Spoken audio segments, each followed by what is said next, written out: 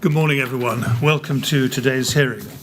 Well, today we're going to begin by hearing further evidence from Dr. Debbie Smith, and then we shall move on to other witnesses after her. So could I ask Dr. Smith to come back in, please?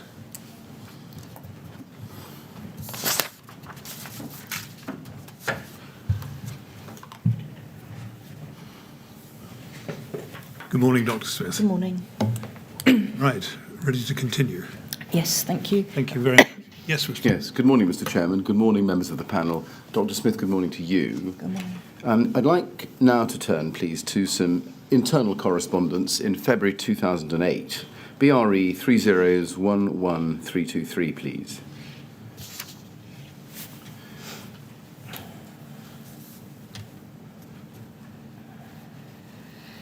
And I'd like to look at page 1, second email down, 19th of February 2008, from Julie Brigula to a number of people, including you, as you can see there, yes? You're the last named recipient on the list. And the subject is Kingspan meeting today, see that? And if you go down to the second paragraph of the email, it says, just wanted to write down the action points and deadlines agreed to make sure we have a record of our discussions with them. Let me know whether you want to amend any of the points or clarify issues. I will incorporate your comments and I will forward the main points over to Kingspan for their records. And then if you look at item 3, please, on page 2, towards the top of your screen, there's a title, Facade Testing to BS 8414. And then it says this, Debbie, to clarify with Sarah Colwell and team as to how a staged testing programme could be completed to enable Kingspan to maximise resources on facade testing. Testing schedule of 6 tests already committed, ideally testing configurations chosen, should be helping to find worst case scenarios and give Kingspan as much flexibility as possible with the state of knowledge, also with the new standard at the moment. Now, is the reference there to the new standard a reference to BS 8414 Part 2, which had been published in 2005? I'm not sure. I mean, if it's referring to the 2005 standard, then it wasn't actually a new standard. So what was? I can't be certain what Julie's referring to there. It may be, but I can't be definitive about that. Right. Why were the test configurations to be chosen for, or perhaps with, Kingspan, ideally to be helping to find worst case scenarios? I don't know. What was the purpose? Yeah, I don't know exactly. I mean, presumably it looks as though this was a discussion around certification, looking at the people that were present. Do you remember anything about this? I don't remember this in detail. Reading from the email? No, I'm reading from the email. Right. Well, can you help? Help me understand what the context to it is. Well, because clearly this is for you to do. Can you help? What did it mean when it said that Kingspan was to be given as much flexibility as possible with the state of knowledge? What was that about? I can't remember what that would have been. It's an odd turn of phrase. What did you understand? You received this email. Yeah, I don't recall at the time. Right. I mean, what the discussion was about. I mean, clearly they were planning to do a number of tests, presumably for different types of systems. They would have all needed to have been scheduled, as it's saying, and booked in. I don't know if any of them were to be render type systems even, which obviously had different requirements in terms of rig time. What I'm really seeking to understand is the underlying policy of the BRE in carrying out these functions, helping to find worst-case scenarios, giving Kingspan as much flexibility as possible with the state of knowledge. What was the BRE up to? Yeah, I with don't its think, client? Yeah, it wasn't for us to find the worst-case scenarios because we wouldn't know necessarily what they were going to be testing. That's for the customer to bring forward the configurations that they wish to test. Well, we can read the email And for the ourselves, but application, I think you've answered my question so far as you're able to. Let's see your reply, please. Top of page 1. This comes back from you same day to Julie Brigula and the other recipients of the email, and copied to yourself, I think, in the way one sometimes does. And if you look at the second paragraph, it says this. Oh, sorry, first paragraph, it says this, first of all. I've spoken with Sarah about bullet point 2 under item 1. We don't need to look at that. That's about cavity barrier work. In relation to item 3, I've spoken with Sarah, and there is no reason why we can't sit down with Kingspan and draw up a matrix of combinations that are used in their systems and work with them to design a progressive program of testing, assuming the systems pass the test. However, there would be a cost involved in doing this, as it would require some effort. Now, let's just break that up. First of all, a matrix of combinations. Combinations of what? I don't recall. I can only assume it's a combination of the different sort of components. Yeah, components.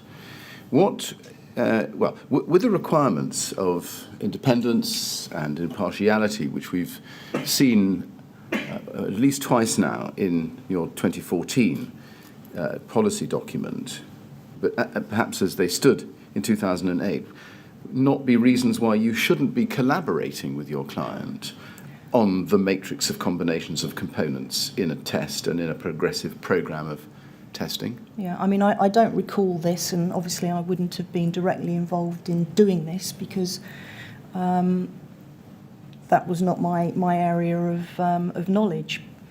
But I suppose this could have been akin to the sort of work that does go on in relation to, for example, fire resistance testing, where the direct field of application is such that it's necessary to, if manufacturers and customers want to extend the scope of the application, they have to basically carry out tests that will cover that scope of application that they wish to pursue. And, it's commonly done, for example, with fire doors and partitions. Well, sorry, I'm so sorry to cut Yeah. across you. I do apologise, but do you know that that reaction to fire and field of application was actually the topic under discussion here, or not? Well, I don't know for certain, no, but that's the conclusion that I'm drawing, having just seen this. Can you just help me then? We discussed yesterday why you were of the view that the BRE was unable, for reasons of impartiality and confidentiality, to make records sufficiently to verify independently the components and configurations of full-scale tests. But on the other hand, we see here that it was acceptable to assist and sit down with the client and design a matrix of combinations of components with them. Can you explain how those two sit together? So I don't think that's quite what I said yesterday. I did say that the test report contains a detailed description that our engineers have recorded during the construction of the rig, and then that is what is included in the BS 8414 test reports in the text. So there is a detailed description of the components that were put onto the rig. Right, let me try it again, because I don't want to misrepresent your evidence. I think I did put it to you yesterday. I asked you whether there was any good reason why the BRE and the client wishing to conduct a test couldn't co-partner or jointly build the rig and ensure that it was consistent with the list of components and the diagrams, the drawings for the rig. Do you remember that? Yes. Yes. And your answer was that the reason, and again I'm paraphrasing, correct me if I'm wrong, your reason was that would in some way undermine client confidentiality because of the risk of giving advice.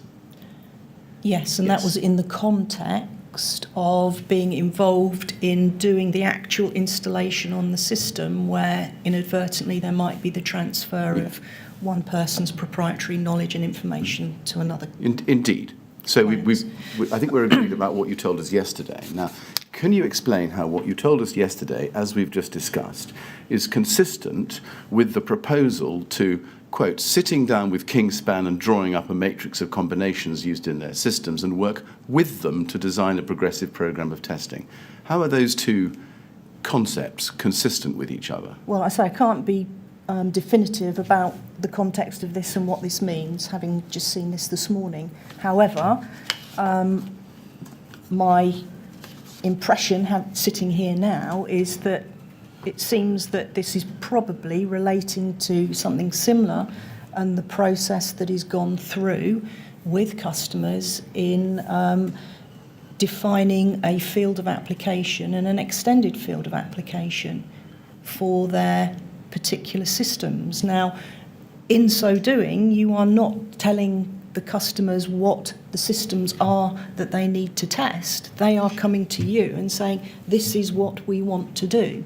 And then the engineers, so in the case of fire doors, for example, will say, well, you won't get that field of application with what you're proposing to do. You know, you need to basically look at, bring forward other systems, and then we can look and we can tell you what that would enable you to do. So, and that's all laid down in standards in the fire resistance area. It's, you know, there are extended field of application standards that are published. There are EN standards that sort of govern the rules and the principles for all of that. So, sitting here now and looking at this, my impression is that this is probably relating to something similar. that's your impression? Yes, it is. What's your recollection? Well, I don't recall this specifically. Is it your impression, because that is the only thing to which you, the only thing that you can think of that would be allowed? In other words, are you using that, sitting there now, as an excuse for this, the field of application exception to the advice? It's not an excuse. That's all I can assume that this could relate to. Can we look at your witness statement, please? We'll come back to this document if we need to in a moment, but let's look at your statement. BRE 405624, please, page 20. And let's look together at paragraph 72. And here's the question.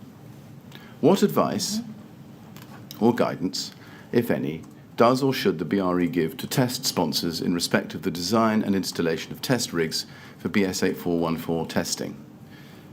Now I'll read it to you. Yes.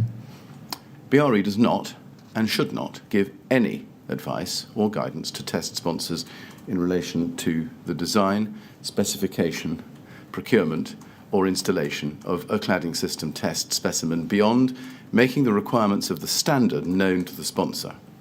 In the case of testing contracts, BRE is not involved in designing, selecting, installing, or sampling materials for use in a test specimen. It is entirely the responsibility of the test sponsor to design, select, install, and supply the products to be tested. This is important in order to maintain the independence and impartiality of the test laboratory as required by the standard BSEN ISO IEC 17025, General Requirements for the Competence of Testing and Calibration Laboratories, against which BRE is accredited by UCAS. Yes. Now, there's, that's pretty clear, isn't it? Yes, it is, Yeah. and I stand by that. And you stand by that. Then when we look back at the email exchange, which we've just looked at, in that exchange, in February 2008, there's no... Can we have it back on the screen? Yes, let's have that back, please. Looking at that second paragraph, is that not a proposal to give advice or be involved in designing or selecting, at least, or sampling materials for use in a test? No, Why is it is that? not. Why is that? There is nothing there that talks about the sampling. There is nothing there that's talking about design in the context of where you put fixings, how you put fixings, and so on, because that competence just did not exist within BRE to undertake that. Well, help me, please. You know, our engineers or our fire scientists were not architects, they were not designers, they were not structural engineers. And, you know, it would not be possible. It just wouldn't. So let's just analyse your words a little bit more carefully. There is no reason why, that's clear, we can't sit down with Kingspan. Now, what was that about? What would sitting down with Kingspan, apart from the obvious physical position of the participants, what would that involve? Well, I can only assume, sitting here now and reading this now, that relates to some kind of meeting, round-the-table meeting. Collaboration. Well, a meeting. Collaboration. No, Dr. it doesn't Smith. mean it's collaboration. I don't agree with you on that. Well, would you accept discussion? Yes. All right. I think there's a big difference between, you know, routinely sitting down with a customer, whoever it might be, which was not uncommon, and having a discussion with them about, you know, accessibility to test rigs, scheduling their work, so on and so forth. And that's not the same as collaborating, in my understanding anyway. Sitting down with Kingspan, so discussing with Kingspan, and then the next bit, and draw up a matrix of combinations that are used in their systems. Just pause there. What was that about? What would be involved in discussions with Kingspan about drawing up a matrix of combinations? So you would expect a customer to come to a meeting with a list of the types of systems that they were looking to test. Who would be the drawing up? Who would do the drawing up of the matrix of combinations? Well, they would come with their different options that they were looking at to test. And you would discuss those options. This was the proposal, was it? To sit down with Kingspan and discuss. Well, I say I can't remember this firsthand, so I can't say what the proposal was. But reading this now, this is what I am reading from this. They would come to the table. They would say, these are the different systems that we are thinking of testing. This is the scope of the certificate that we're looking to have at the end.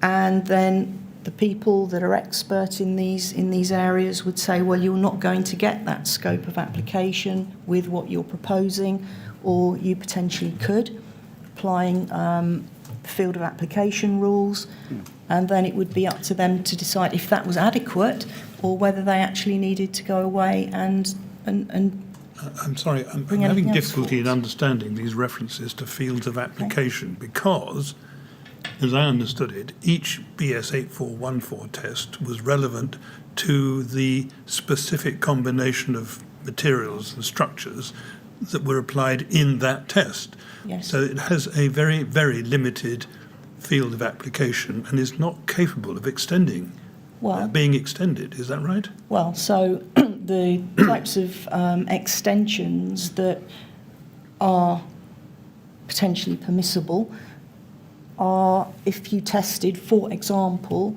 a system with its relevant components, whatever, and an insulation thickness of, let's say, 100 millimetres, and then you did a test with an insulation thickness of 300 millimetres, then in principle you can, they both pass, they both get, you know, the same classification, then you can say, well, okay, the field of application can be extended so that you can use any insulation thickness between the 100 and the 300. But that's not consistent with the principle underlying BS 8414, is it? Which is that you have to test a specific system and that the test is good for that system alone. It is good for that system alone, but I say that that's applying the same extended application rules and principles that are applied elsewhere in the fire area.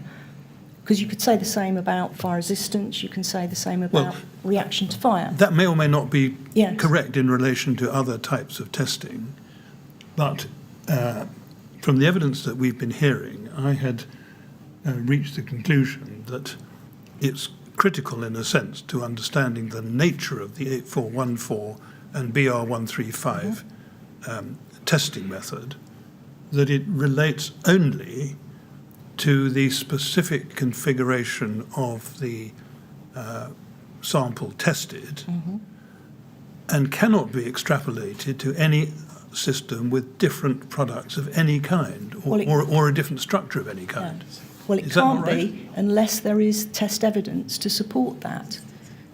And actually, there is, I can't actually remember anybody doing that type of work in a systematic way. But in principle, you could do that. So if everything else about the system was identical and you did 2 tests with just one variation within that test, then, and you got the, obviously you passed the test, you got the classification, then you could, in principle, cover that whole range of systems between, provided that all of the component parts and the ventilation cavities and the cavity barriers are the same. Now that sounds to me very much like a desktop study. Well, it's not a desktop study in the sense that it is based on test results and test evidence. Yes, but it's applying existing test results obtained from different systems to a third untested system. Yes, it is. It is, yes. Thank you. Well, I'm grateful to you for clarifying my understanding on that. I'm sorry to interrupt your line of questioning, Mr. Millett. No, that's quite all right. I'm very puzzled, I have to say, Dr. Smith, by this. Can we go back to page 2, please? And I want to put 2 things to you. First of all, item 3 there says facade testing to BS8414. I'm sorry to prolong this. I don't think I intended to spend quite so long on this, but you've introduced the concept of reaction to fire and extended applications. What is there in that paragraph under the heading facade testing to BS8414 that suggests to the reader, of which you were one, that this was anything to do either with resistance to fire or with extended fields of application? What is there in the words there that would indicate that? Well, I'm giving you my impression and understanding of reading this because I don't recall it firsthand. Secondly, can I ask you please to look at CEL 403364?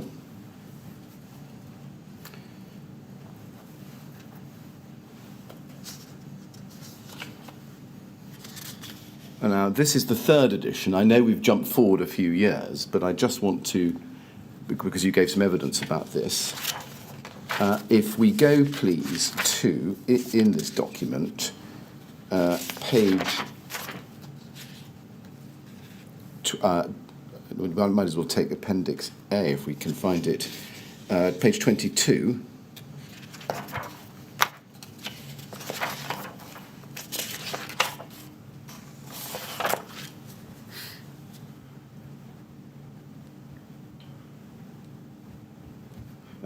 And I'd like to go further into the document, please, at page 27.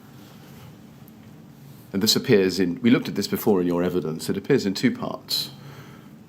First in Appendix A and secondly in Appendix B, and we examined it together, but I want to go back to it, please, in light of your evidence just now. You'll see the 3 bullet points on the left-hand side there. Do you see those? Yes. Under performance yes. of the system. And then under that it says, the classification applies only to the system as tested and detailed in the classification report. The classification report can only cover the details of the system as tested. Yes. It cannot state what is not covered. When specifying or checking a system, it is important to check that the classification documents cover the end-use application. Now, first of all, this is about reaction to fire. That's what BS8414 and BR135 are about. Yes? Well, it sits between reaction to fire and fire resistance, I think, which is why there was an interest when it was developed as a standard between both the fire resistance and the reaction to fire committees. I mean, it's not purely reaction to fire, but anyway.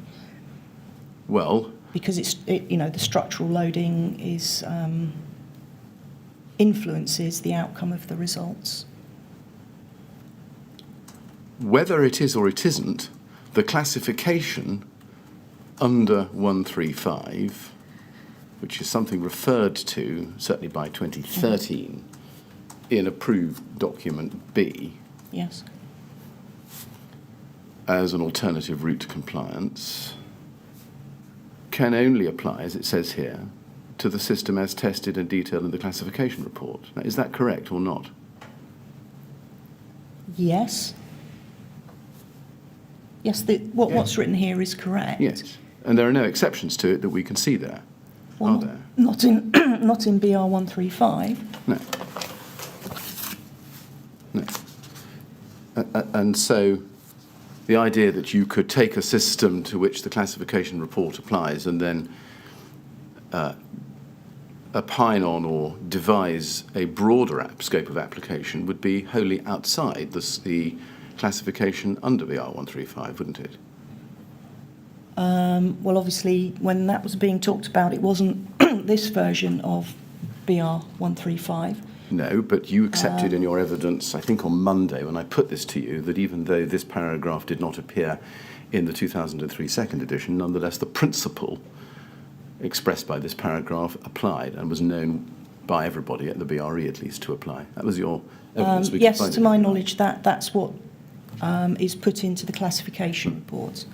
So please help explain to us how it comes about that there could be any scope for extended applications of the results beyond the system tested. Well, I mean, I think that there was probably discussions going on at the time around what I have just explained to you in the context of extended application. However, that said, as I've just said, I'm not aware of people doing systematic work in that way to extend the scope, actually, of their systems. Let's go But back. I may be wrong on that. I mean, you'd have to... Let's go back to the email then, please, that we were on this morning where we started, which is BRE 30111323. I'm sorry, Dr. Smith, to have take you on something of a journey away from it, but let's look at page 1 again. Second paragraph. We've covered the word sit down with Kingspan and draw up a matrix of combinations that are used in their systems. And then we see the phrase work with them to design a progressive program of testing. Now, just explain, please, why working with Kingspan to design a progressive program of testing is not the giving advice or guidance to test sponsors in the relation to the design, specification, procurement or installation of a cladding test specimen, as cited by you as forbidden in paragraph 72 of your witness statement. I mean, to me, this is, I think this is just about the work and the scheduling and the devising of the most appropriate way to carry out the test. As I say, if they were considering potentially testing some render systems and so on, that they're on the rigs for a significant period of time. I don't recall this at the time, and it's very difficult to put this into context with just this email in isolation. Well, Dr. Smith, I'm going to Without put it to any you one more background. time, that the language used by you in this second paragraph in this email is consistent and only consistent with a collaborative exercise whereby you are sitting down with the client, co-working together to design a progressive program of testing, completely at odds with the policy of the BRE that you set out in your statement. Well, I don't recall that ever happening, and I'm not aware of that, and I stand by what I put in my witness statement. I can understand how you are reading it in that way, but I don't think that was what was going on at BRE at the time. Some people reading that email might think that here was the BRE cozying up to its clients for financial gain. Do you have a comment on that? No, I don't believe that to be the case. Would you have been prepared to adopt this collaborative approach in relation to other manufacturers? No, I don't believe we adopted a collaborative approach with any of our So customers. you disagree with the premise of my question, notwithstanding the plain words of this, I do. your own email? I do.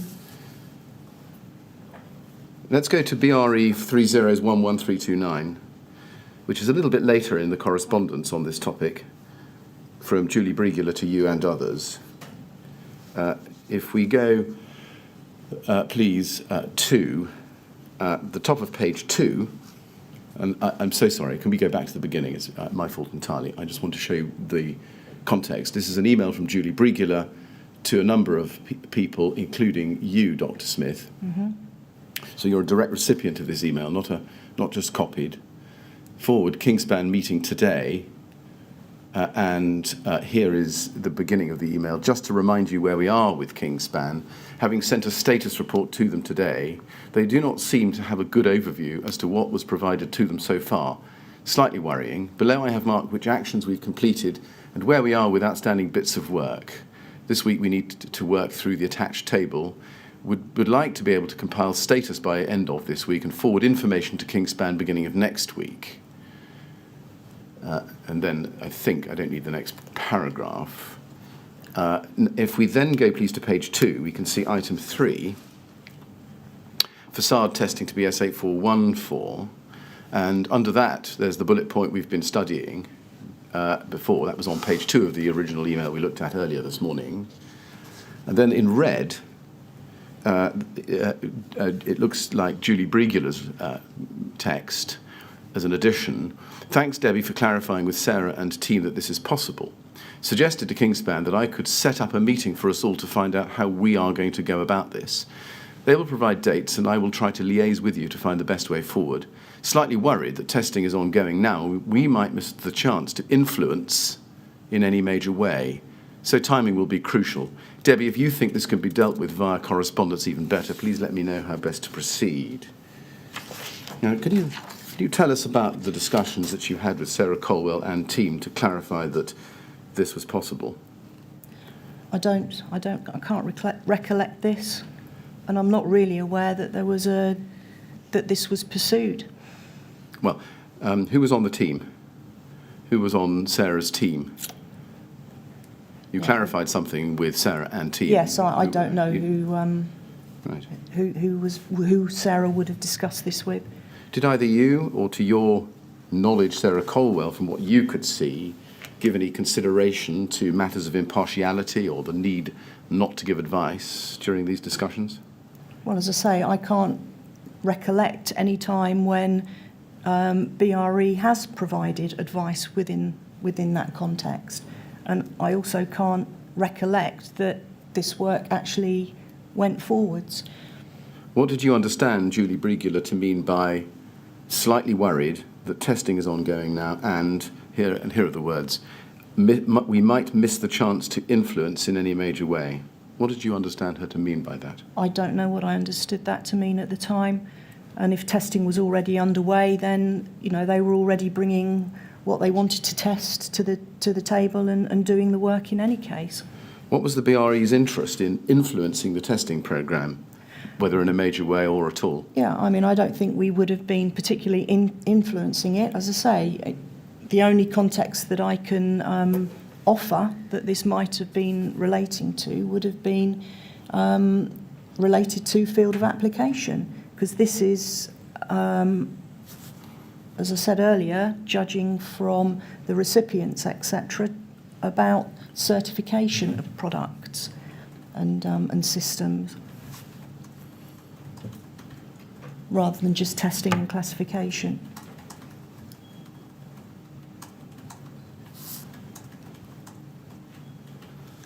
Right. Did you not go back to her and ask her what she meant by miss the chance to influence in any major way? I don't recall. I may have had a discussion with her. I don't know. I don't recall. Did you ever discuss with Ivor Meredith the field of application for K15? No, I didn't. I didn't really know Ivor, as far as I can recollect. Did you ever discuss with Kingspan? At that time? And anybody else at Kingspan the field of application for K15? Not that I can recall, no. No.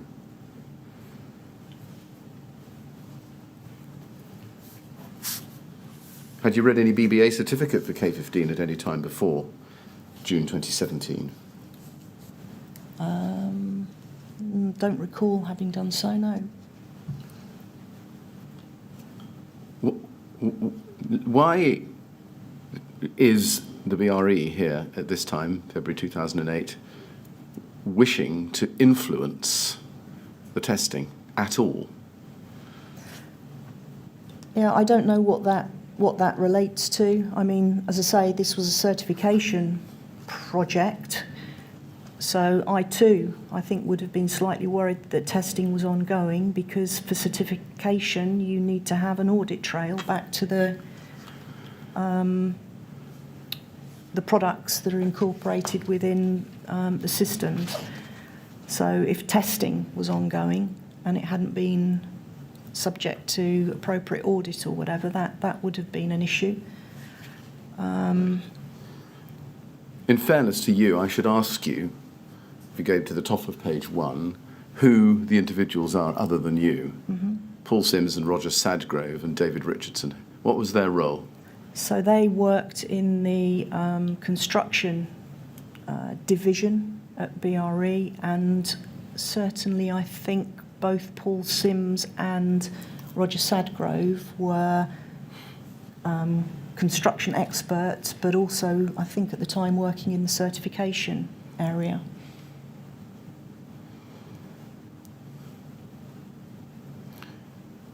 And I think David Richardson was their line manager, but I'm not entirely sure about that. Mm. Yes, and looking at item 1, Kingspan KBS Certificate Ireland, Paul and Roger to review current status of document. Nothing to do with testing, all about certification, yes? It is, but obviously in order to prepare a certificate, it's their responsibility to have all of the... To validate all of the information that they're relying upon. Yeah. And they need test evidence and so on and so forth. Yeah. In order to be able to do that. And in fact, the whole of item 1 is about certificates, and whole of item 2 is about certificates, isn't it? Yes. Yeah, so there was a good reason for this email to go to them, wasn't there? Yes, absolutely. And a good reason for this to come to you because of item 3, facade testing. It appears so, yes. Yes, thank you. Let's go back to the BBA certificate question then. I've just asked you about when you first saw it. Let's go to BRE 30111803, please. And let's go straight to the second email in the chain on the page. It's from Mark Stevens of Kingspan Offsite to Sarah Colwell, 17th of November 2008.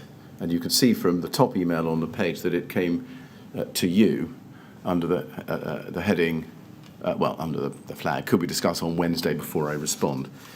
Now, at that date, and you can see that he attaches, I should say, the latest version of Kingspan's K15 BBA certificate. You can see that from the first line of Mark Stevens' email, yes? Yes, yeah. And he says to Sarah Colwell, I'd be interested in your comments on section 7, in particular with regards to use on buildings with upper floors over 18 metres above ground level. Clearly, if this is a route to approval for us, I'd be quite pleased. If not, I need to understand the reasons why not from an outside body perspective, so I'm better able to communicate the issues and have the message understood. See that? Yes, I do, yes. Now, at that stage, had you ever met or communicated with Mark Stevens of Kingspan Offsite? I don't think I have, no. I don't think I've ever met him. Right. As we can see from the top email I've just shown you, it's clear that Sarah Colwell sends it to you the same day and asks for a discussion on Wednesday. Do you remember receiving that email at all? I don't. Okay. Do you remember any discussion with Sarah Colwell about it? No, I don't, not firsthand. You don't. Now, Tony Baker told the inquiry, and again, for our reference, it's day 100, page 55, lines 3 to 13, that he remembered concerns in the BRE about the Kingspan LABC certificate as well as the BBA certificate. Do you remember him having concerns about those documents? Not specifically, no. Had you read, well, when you opened this email, did you look at the attachment that Mark Stevens had sent Sarah Colwell? I'm not sure I would have done at that particular moment in time. Again, as we already covered, you know, the attachments to emails, I would only sort of discuss them with people if they brought a particular issue to me that they had a concern about.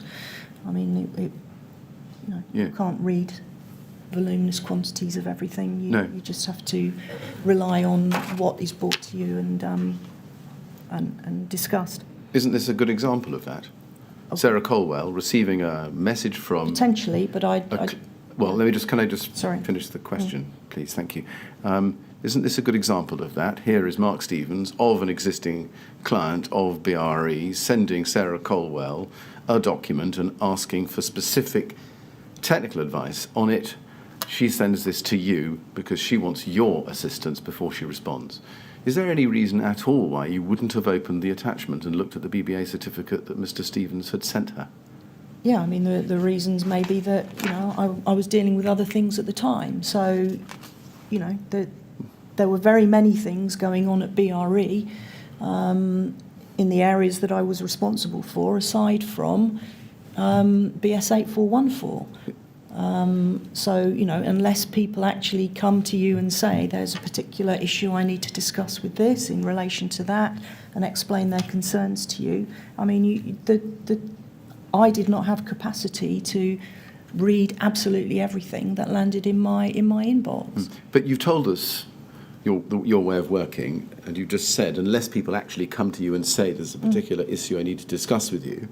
This was one, wasn't it? So can we proceed? It appears so, yeah. Yes. So can we proceed, therefore, on the basis that although you don't remember it now, at the time when you received this email, you opened the attachment that Sarah Colwell had received from Kingspan?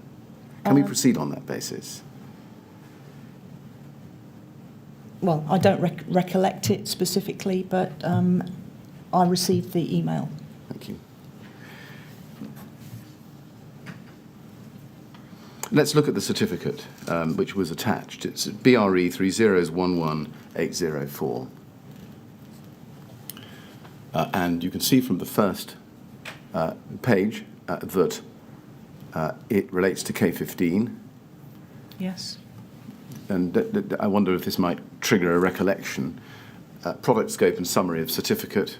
This certificate relates to Cooltherm K15 rain screen insulation board, a rigid phenolic board with foil composite facings for use as an external thermal insulation on new and existing steel frame or masonry walls. The board is used in domestic and non-domestic buildings in conjunction with masonry or weather-tight ventilated cladding systems. And there's an image, I think a computer-generated image, of what looks like a steel frame system. Is that right? Yes, probably. Yes. It's a bit difficult to see. And you can certainly see the reference Yes. in the text to new and existing steel frame or masonry walls. And if you scroll down to the bottom, you can see that in the grey box there's a date of issue, first issue, 27th of October 2008, yes? Yes. Yes. Now, in Mark Stevens' email, he had specifically asked for Sarah Colwell's comments on Section 7. Yes? We saw that. Yes. So let's go to that. That's at page 5 towards the bottom of the page. And at 7.1, the heading is Behaviour in Relation to Fire. Yes? And you can see that the certificate gives some details there of the test that was carried out under BS 8414 Part 1 on a system incorporating K15. Yes? Yes. Yes. And at the very end of that paragraph of the text, the certificate says this: the product meets the criteria stated within BRE 135. Yes? Yes, yeah, the last Yes. line, yes. Now, first, do you agree that BR 135, as it then stood, which was the 2003 second edition, related to systems and not products? Absolutely. Yes. And therefore that statement there is incorrect. Correct. Isn't it? Yeah. Did you notice that at the time? I don't recall. I mean, I'm assuming that I had a discussion with Sarah about this and she would have pointed out what her concerns were. And I mean, that may very well have been what her concern was. I don't recall. Do you remember what her concerns were that she pointed out to you? No, I don't, as I say. You can also see that there's only one test, and it's done under the 2002 Part 1 version of BS 8414 relating to masonry, yes? Yes, that's correct. Did it not twig with you that, in fact, Kingspan, or rather the BBA, was stating that the product was for use not only with masonry wall constructions but also structural steel frames. Okay, well, it may well have done, but I don't recall the details of any discussion with Sarah over it, but we may very well have spotted that. I don't know. If we look at the very end of page 5 and go to page 6, you can see clause 7 or section 7.2. The product is classified as class 0, or low risk, as defined in the documents supporting the national building regulations. The product therefore may be used in accordance with the provisions of, and if we turn the page, England and Wales approved document B 8.4, volume 1, and paragraphs 12.5 and 12.6, volume 2, see also diagram 40. Now, I don't think we need to go back to it. We can if you like. But in 2008, you were using the 2006 edition of approved document B, which dealt with external surfaces for buildings with a story over 18 metres. Yes. Mm-hmm. What would be the relevance of a classification to class 0 for an insulation product such as K15?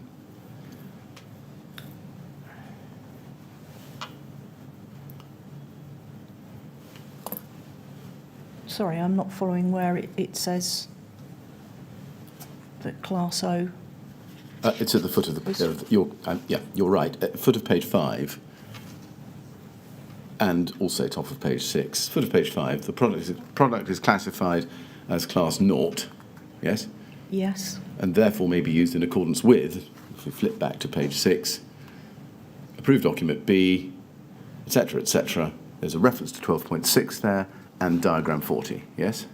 Yes. Yes, and of course Yes, you okay. know, I think, that Yes, 12.6 and diagram 40 are about external surfaces. Absolutely, yes. Or walls, or of walls, depending.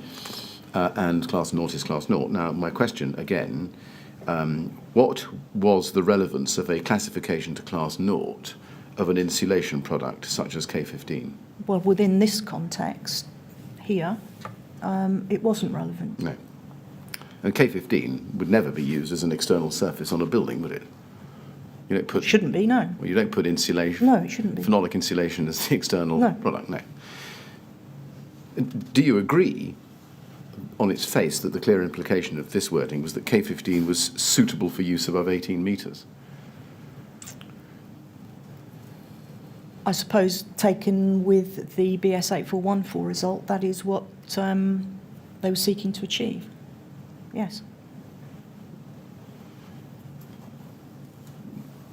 Just looking at what I've read to you, do you agree that this section of this certificate could very easily create the wholly misleading impression that K15 could be used above 18 metres in a generic sense? In other words, on any building above 18 metres? Potentially. Yeah.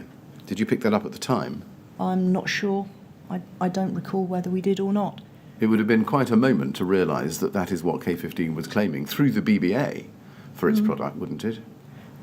You have no recollection of that? I don't have a recollection of that. I mean, I do know, I mean, obviously there were concerns, and I think that it was at this sort of time, but I mean, I would defer to Sarah's recollections on that she actually gave presentations and so on to BBA around the application and use of BR 135. But at the end of the day, I mean, we can only express concerns and could only express concerns to organisations such as BBA and others, but we had no authority. At the end of the day, you know, what the content of their certificates is theirs, and you know, it's for them to satisfy themselves that what they are including within the certificate is correct and valid.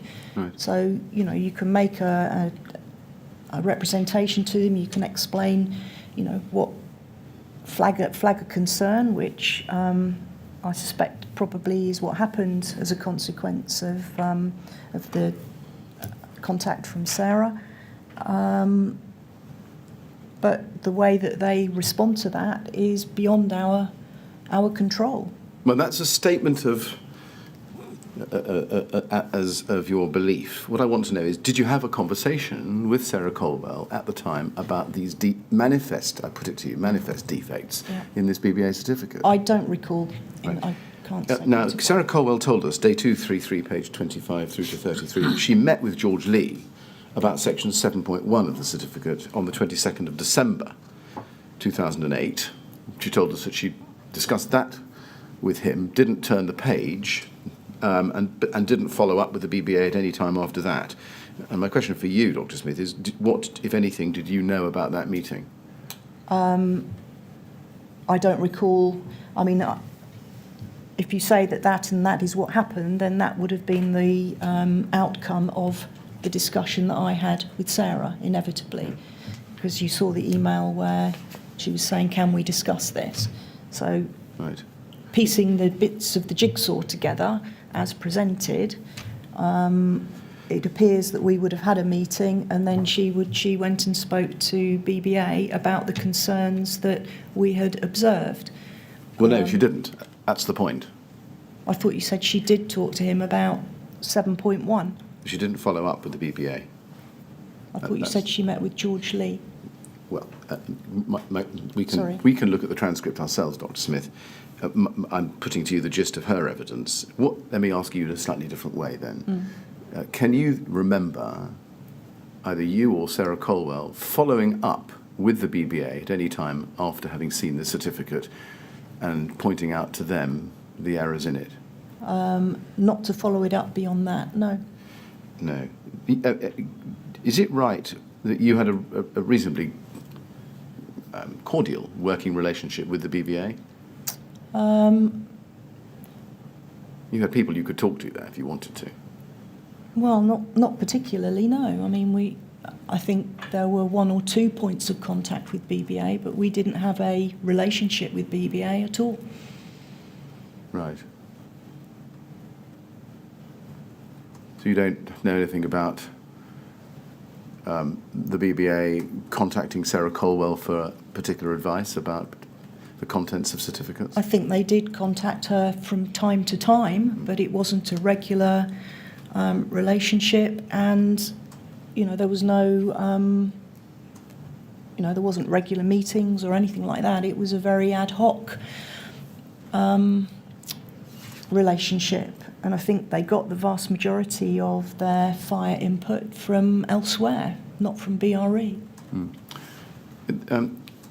The BRE was at Garston, wasn't it? Yes, it was, yes. The BBA was also Yes, at it was. Garston. In fact, I think it was opposite the BRE, wasn't it? Well, it occupies a building at BRE, So but it's a private building that's locked, just like, an office adjacent to this building. Yes. I mean, it's a separate entity. yes, Yeah. but not difficult if you wanted to knock on the door and gain admission and talk to somebody about a potentially misleading and extremely dangerous certificate, for example, which was circulating in the public domain. Well, I mean, in terms of proximity, they were close by, but I say there was no working relationship as such. It was just ad hoc. Now, can I ask you then to stick with page 6 and look at paragraph 7.3. It says,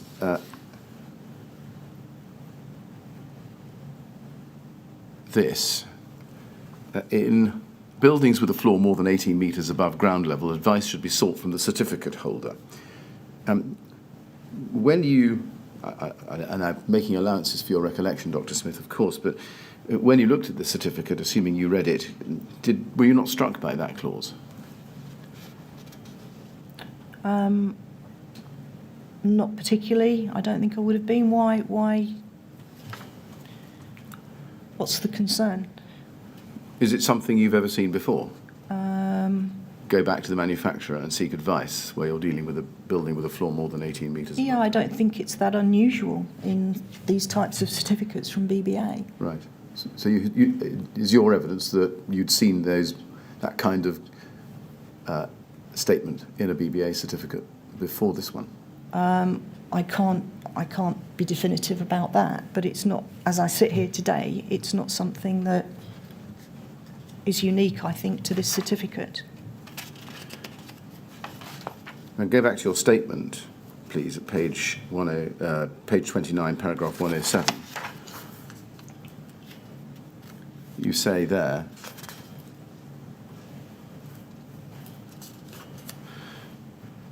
in the fourth line, BRE has no subsequent role of or responsibility in relation to any performance claims which the test sponsor may make for the products or systems which they sell into the market, such claims effectively being policed by trading standards as the market surveillance authority in the UK. Yes. Was there anything at the time that precluded the BRE in some way from notifying trading standards about misleading or inaccurate performance claims, whether in the manufacturer's performance claims or whether in a BBA certificate itself? I mean, this would typically be the route that you would go with a manufacturer. I'm not sure we would have ever considered approaching trading standards in relation to BBA certificates or whatever. As I say, you draw it to people's attention and then allow them to carry out their work accordingly, looking at the evidence and whatever that they have available to them. The point here really, is that, BRE is not the policeman of the industry. I mean, we didn't have the resources or the capacity to do that. If we became aware of things, then, you could make a direct approach to BBA and say, look, I think there might be an issue with this, you need to understand. And then it would be left with them to make their decision as to what they wanted to do about that. Why was it resource intensive to send an email to the relevant trading standards officer enclosing the BBA certificate and identifying the 3 or 4 ways in which this BBA certificate was manifestly wrong and, if used by Kingspan, manifestly misleading? Why was that resource intensive? Well, no, the whole point of looking at all certificates and so on would be resource intensive. But I'm only asking you about this one. Well, yes, and I mean, I don't know. I mean, I'm not sure it was an option that we considered at the time, and it didn't happen, obviously. Did you consider that the BRE was in some way precluded from notifying the BBA that their certificate was inaccurate and misleading? No, and I sat here right now, I thought that had happened. Did you consider that the BRE was in some way precluded from notifying Kingspan that their BBA certificate they were using to sell K15 was inaccurate and misleading? No, and again, I don't know, I haven't seen the email trails and so on, but presumably Sarah responded to the email that you showed earlier. Did you consider that you thereafter, after November 2008, ought to be treating your client Kingspan with a very considerable degree of scepticism? And given I think the contents we did. of this certificate? Well, I think we did. You think you did? Yes. In what way? In all ways. I say we'd had a very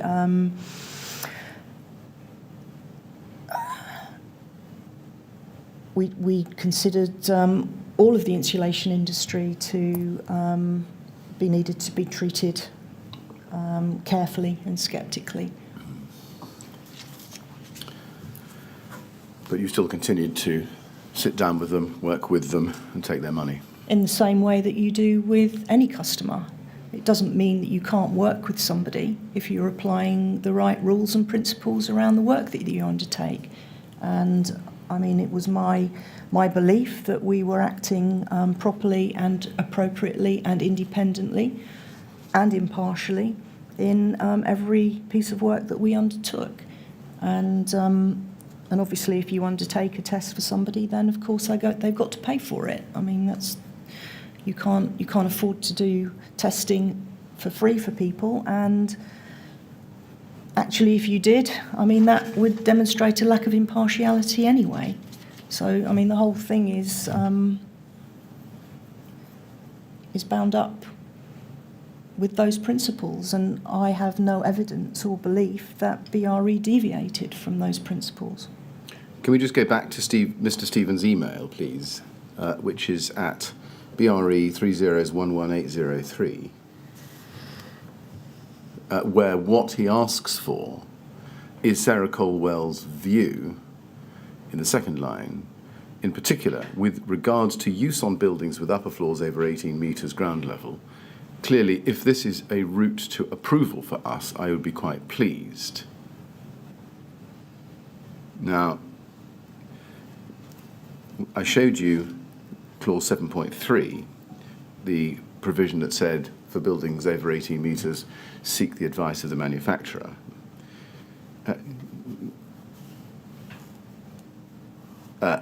What do you know was the BRE's answer to the question about whether that was a route to approval?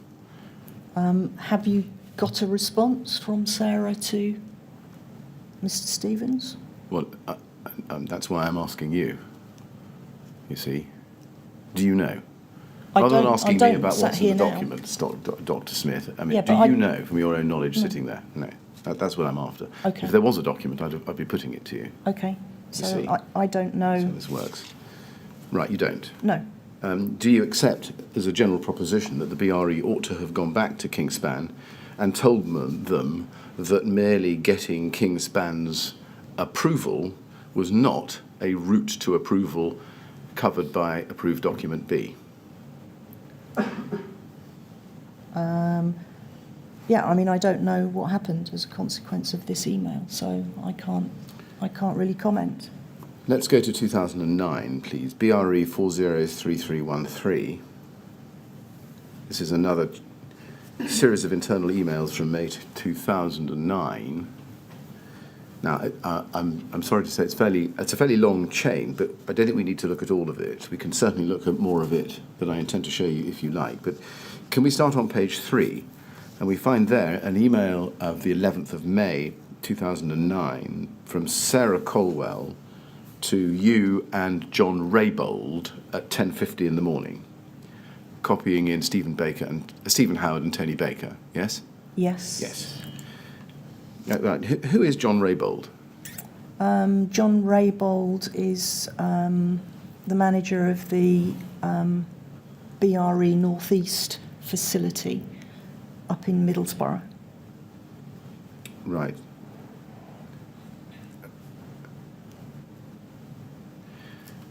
Now, in the opening paragraph of her email, she says this: John, I see from your sales report that you've met with Weatherby's and Kingspan, but unfortunately you have not contacted either myself or Tony to provide any feedback. As we are currently working with both parties, it would be most helpful as we need to look like a joined-up group. And then in the third and fourth paragraphs, she says this: we know Kingspan have a number of finishes they would like to be included in their scope, but they do not have the resource for 20 BS8414 tests. Please let me know whether you can next be in the office so we can sit down and agree your sales plan for this area, so we have some effective two-way communication and keep the activity focused. Now, first of all, the reference to the word sales plan there in the last paragraph, what was that? What was being sold? Sales plan. So part of John's role was business development.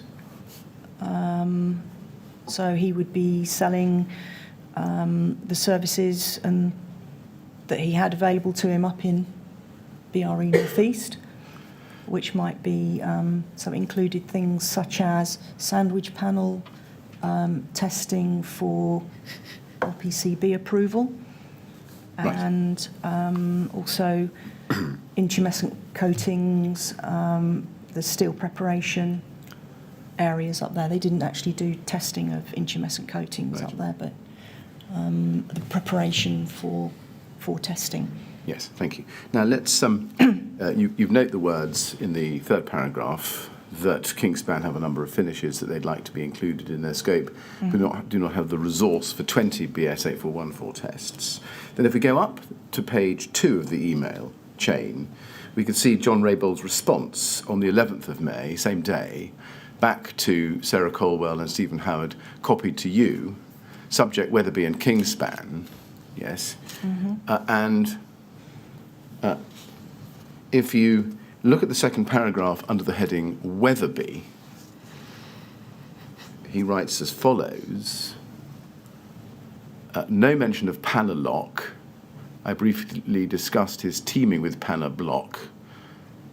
And then the next paragraph, his big question was, having tested his 50mm system in an 8414 test, which then allows him to use this system with Kingspan phenolic within for heights from 0 to over 18 metres, he wants to know how he can apply a thicker insulation to lower buildings, i.e. schools. This is because Zurich will only accept non-combustible products, and the 8414 appears to pass the phenolic as a non-combustible material, my post-meeting words. And then, do we suggest a 1181 or some other test? Just pausing there, is 1181 an LPC test? Yeah, it's an LPS. LPS. It's a loss prevention standard used by the insurance certification industry. standard. Yes. Yes, I see. And that's because of Zurich, presumably, as an insurer. Yes, I would assume so. Yeah. Now then he goes on, Kingspan. Although Kingspan are testing in the near future, Mark said this is another project specific, so I've agreed with Mark that I will come back to him in a few weeks after discussing internally. He will be out of the office in Dubai for the next week. Now, pausing there, that's a reference, I think, to Mark Stevens of Kingspan Offsite, is it? I don't know. It Right. could be, but I think there are a number of people called Mark that work at Kingspan.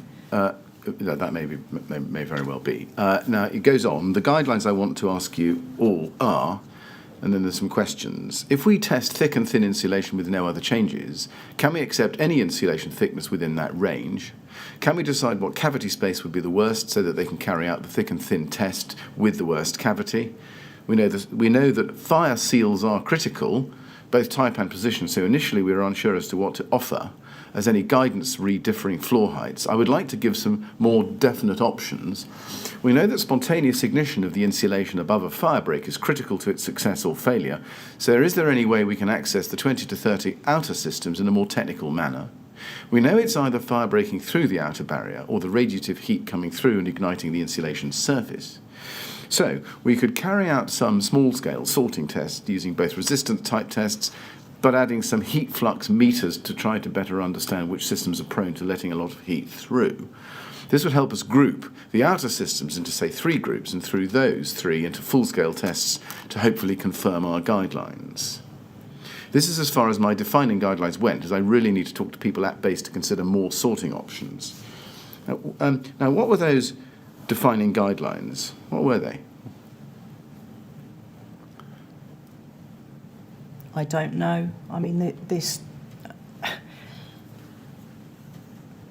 I don't understand what John's talking about in a lot of this. Did you go back and ask him? We may very well have done, or Sarah may very well have done. John was not an expert in the matters that, of course, Sarah and others were. I don't want to be unfair to you. You do actually respond to this email, and I'm going to show you the response in a moment. So park my question if we can. I will come back to it. But looking at what he is proposing there, he's proposing some guidelines. You can't tell us what the purpose of those guidelines was, sitting Not here. sat here looking at that now in isolation. No. And who is the we that you would understand in the first bullet point? If we test thick and thin. I presume he's talking about BRE. Yes.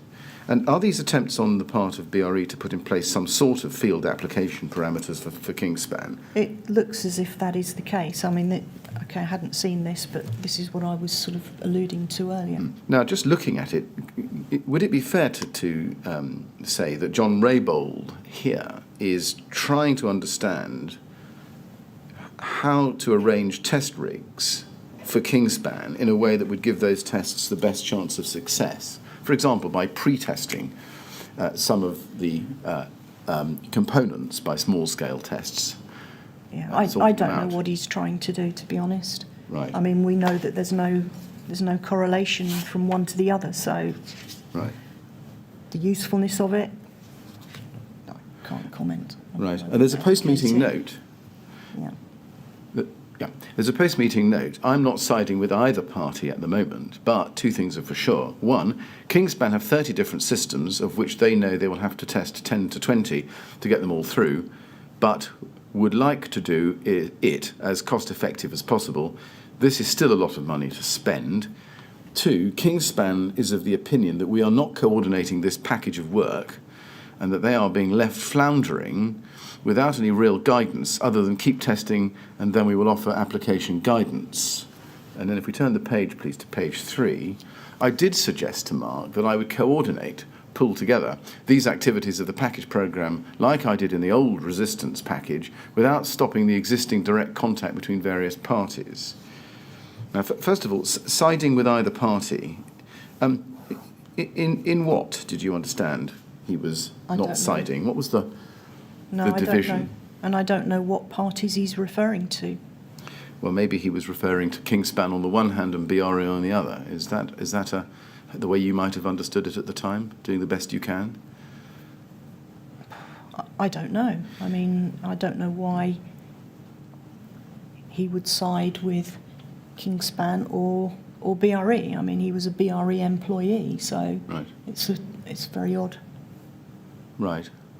Looking at paragraph 2 at the bottom of page 2, again under the post-meeting note, he says that Kingspan was of the opinion that the BRE, we, are not coordinating this package of work and they're being left floundering without any real guidance other than keep testing and then we will offer application guidance. On what basis was Kingspan, do you know, being offered application guidance? Or might be? Well, again, I think this relates to they hadn't been offered any, but it would relate to the field of application and the potential to extend the field of application. But again, and we've been through this before, there isn't a field of application for an 8414 test meeting criteria to 135, is there? There wasn't at the time, no. No. And it looks as if, and help me, would it be right to take from paragraph 2 there that Kingspan at least were complaining that the BRE wasn't coordinating the package and giving guidance? Correct. Yeah, so their expectation was that the BRE would do. Do you know if that is the case? Can you explain how it was that Kingspan was able to have that expectation? I don't know, but I mean, in some ways it's reassuring because it means they weren't getting what they had understood to be getting, and that there was potentially some miscommunication that had been going on. And let's go up to the bottom of page 1 and your response email on the 11th of May. So same day, a little bit later in the day, in the afternoon, and you respond to John Raybould, Sarah Colwell and Stephen Howard, copy to Tony Baker and Norman MacDonald. John, you say, I'm not going to answer the technical points except to say that phenolic is not non-combustible and never will be. BS 8414 can't pass anything as non-combustible as this is a defined class in the building regulations, ADB table A6, which makes no reference to BS 8414. I'm happy to contribute to discussions on the technical issues, but would suggest a short focus meeting would be the most cost-effective approach. Mm-hmm. Now, I think you're correcting there what John Raybould had written in the 3rd paragraph of his email on page 2, where he said that, and I think entirely wrongly as you say, 8414 appears to pass the phenolic as a non-combustible material, yes? It appears so, yes. What other technical issues did you want to contribute to the discussions on? I don't recall that. I mean, it was probably to discuss that in more detail with him. Right. Now, I just want to show you the entirety of your response before I ask the question, but if you can look back at page 1, please. And then there's a bold, italicized, underlined paragraph or sentence which says this: in terms of a future work programme, we must not follow the same project management approach that was used for the previous package of work for Kingspan for the fire resistance tests, etc., as this has been an unmitigated disaster. You see that? Yes, I do. What was the unmitigated disaster? I don't recall.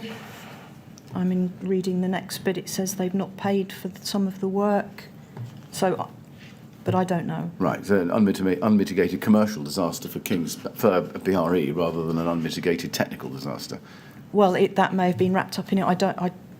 You don't know? No, I don't recall. Right. What we don't see here, and you can please do read the rest of that page and over to page 2. And I summarise that the topic here is about contracts and money. It appears so, yes. Yes. What we don't see in your response is a question back to John Raybould saying, what are you doing? We can't provide application guidance from testing to BS 8414 up to 135 because that would compromise our impartiality and independence enshrined in our protocols. You don't see that, and my question is why not? Well, I mean, I could have written a lengthy response in relation to every single point that he'd raised, but as I say early on in the response, I'm not going to answer to all the technical points. That's being left for others to have that discussion in relation to BS 8414, and I can only assume that the way I'm reading that now, that's what that was my approach. Mr. Chairman, I'm not quite as far ahead as I would like to have been by this time, but I am very close to being where I wanted to be. This is an opportunity, I think, for a break. Well, then we ought to take it, shall we? Yes. Yes, we'll take a break at that point, therefore. Dr. Smith, we'll resume, please, at 25 to 12. Yes. And again, please don't talk to anyone about your evidence while you're out of the room. Thank you very much.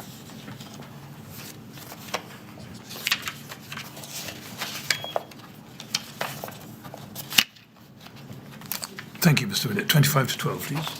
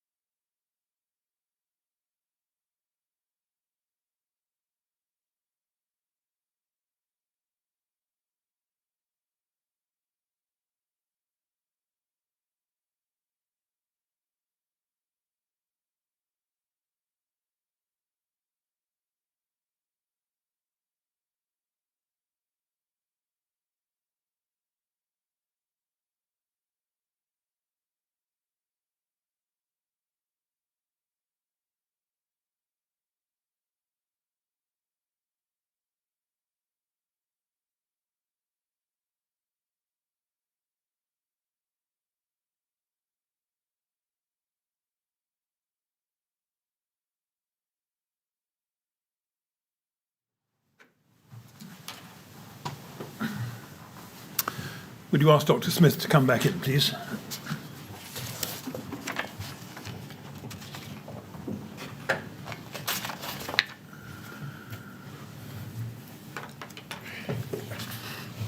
All right, Dr. Smith, shall we happy to keep going? Yes, thank you. Thank you. Yes. Thank you, Mr. Chairman. Dr. Smith, I want to turn to a different topic, slightly different topic, which is the Kingspan LABC certificate. Can we start, please, with BRE 301222252?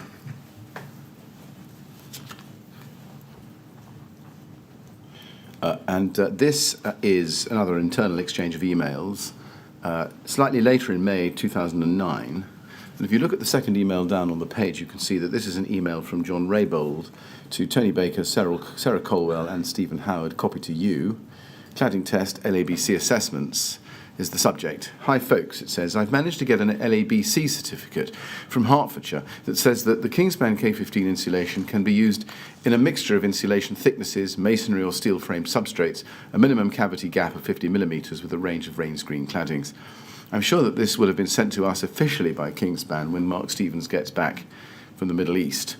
I would like to think we've tried to establish some guidelines like I was proposing so that we could at least give Mark some help with his system configurations. Also note that this appears to give automatic acceptance for systems over 18 metres. Let me know how we want to move forward. Now, above that, we can see that Sarah Colwell sends a message to you and Stephen Howard the same day, 7 minutes later, in fact. Mm-hmm. Debbie, Steve, we need to discuss this urgently. Regards, Sarah. Mm-hmm. Now, attached to John Raybould's email was LABC's System Approval Certificate and Certificate Summary for K15. Let's go to that. It's at BRE 3012253. There it is, and it's entitled LABC Type Approval Service, System Approval, External Walls of Rain Screen Cladding Incorporating Kingspan Cooltherm K15 Insulation Board.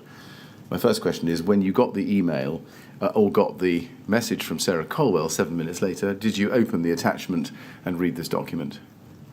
I don't recall. I mean, whether I opened it right then or I don't recall when I would have opened it. Right. The message in Raybould's email in the penultimate paragraph is that it appeared to give automatic acceptance for K15 over 18 metres, and Sarah Colwell wanted to discuss it with you urgently. Can we assume, given those two features of the correspondence sent to you, that you did or open the attachment and look at this document? Well, at some point, I guess I would have done, yes, but I don't recall when that was. Okay. Now, let's look at page 2 of this document. BRE, yes, this document here on the page. If we go halfway down page 2, under the heading Requirement B, fire safety considerations, can you see? Yes. It's now at the top of your screen. K15 has been tested in accordance with BS 8414 Part 1 2002, which is self-explanatory, and then BSEN 1364 Part 1 1999, which is fire resistance, and then BS 476 Parts 6 and 7, yes? Yes. And it says then, from the results it can be considered that as a material of limited combustibility and meets the criteria for Class Naught's classification for surface spread of flame. Now, where it says from the results it can be considered as a material of limited combustibility, that was entirely wrong, wasn't it? Yes, it is. None of those tests could lead to a conclusion that K15 could be considered a material of limited combustibility, could they? No. There were no circumstances in which Kingspan's K15 phenolic insulation board could ever be considered a material of limited combustibility, could it? No. No. Did you appreciate that at the time? I would have done, yes. Was this claim of serious concern to the BRE? Well, if we read this at the time and reviewed this, then yes, it would have been. I mean, presumably it must have been of some concern. Is it right? Because Sarah Colwell wanted to discuss this urgently with you and Stephen Howard. Yes, she wished to discuss some aspect of this with me, yes. Do you remember having a discussion about this document with Stephen Howard or Sarah Colwell? I don't recall it. No, I don't, but I mean, I can only assume that we did. Yes, and Tony Baker told us, day 100, page 55, lines 3 to 15, that he recalled concerns within the BRE about the Kingspan LABC certificate as well as the BBA certificate. Do you remember that? Does that help you? I do recall some issues with the LABC certificates, yes. We have no record of any further correspondence on this at all. If that's right, but that is all we have, can you explain why that is? Not definitively, no, I can't, other than, I mean, there was ongoing discussions between BRE and LABC around this time that were taking place with the CEO of BRE Global and the technical director, so Carol Atkinson and Philip Field, and I would have referred any concerns that we had identified up to them to have raised in their discussions that they were having. What were the ongoing discussions between BRE and LABC at this time that you've just referred to? So Were they on this topic? not specifically on this, but in they were talking about opportunities for working more closely together at that time, as I understand it. What, BRE and the LABC? Yes, for BRE to provide some degree of technical support to them. But I think in the end that didn't actually go anywhere. It didn't manifest itself in any sort of working relationship, but the discussions were certainly going on around that time. Did the BRE raise its concerns about the content of this certificate that we've just seen with Kingspan? I can't be definitive, but that would be my expectation, yes. Well, that may be a fair observation now. We haven't seen any communication with Kingspan to take it up with them. Are you able to explain With why that is? Kingspan or LABC? With Kingspan. Okay, I don't know what happened in relation to Kingspan. No. Right. Why is that? I don't recall. I don't recall if we would have discussed it with Kingspan or not. Did BRE raise any concerns about the content of this certificate with trading standards? Not to my knowledge, no. Did the BRE raise any concerns about this content of the certificate here with Anthony Burd or Brian Martin or anybody else at the department?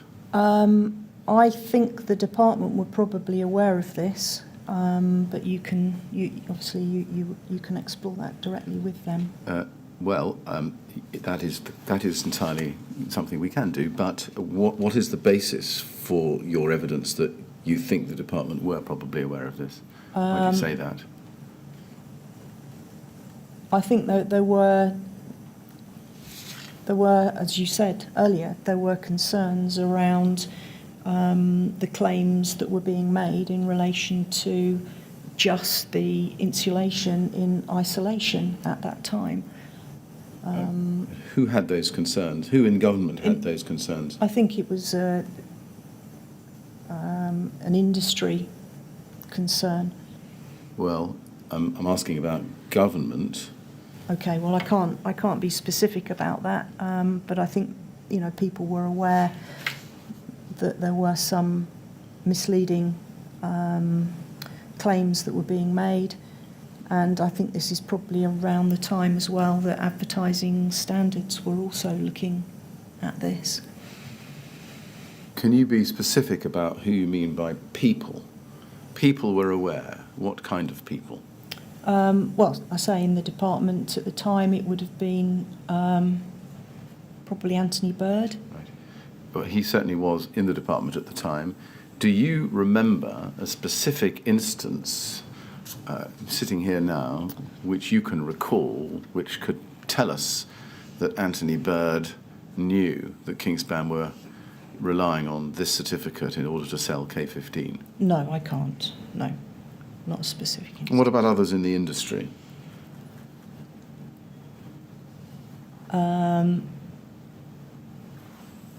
Well, insofar as, I say, we were contacted by the advertising standards people. And what did you tell them?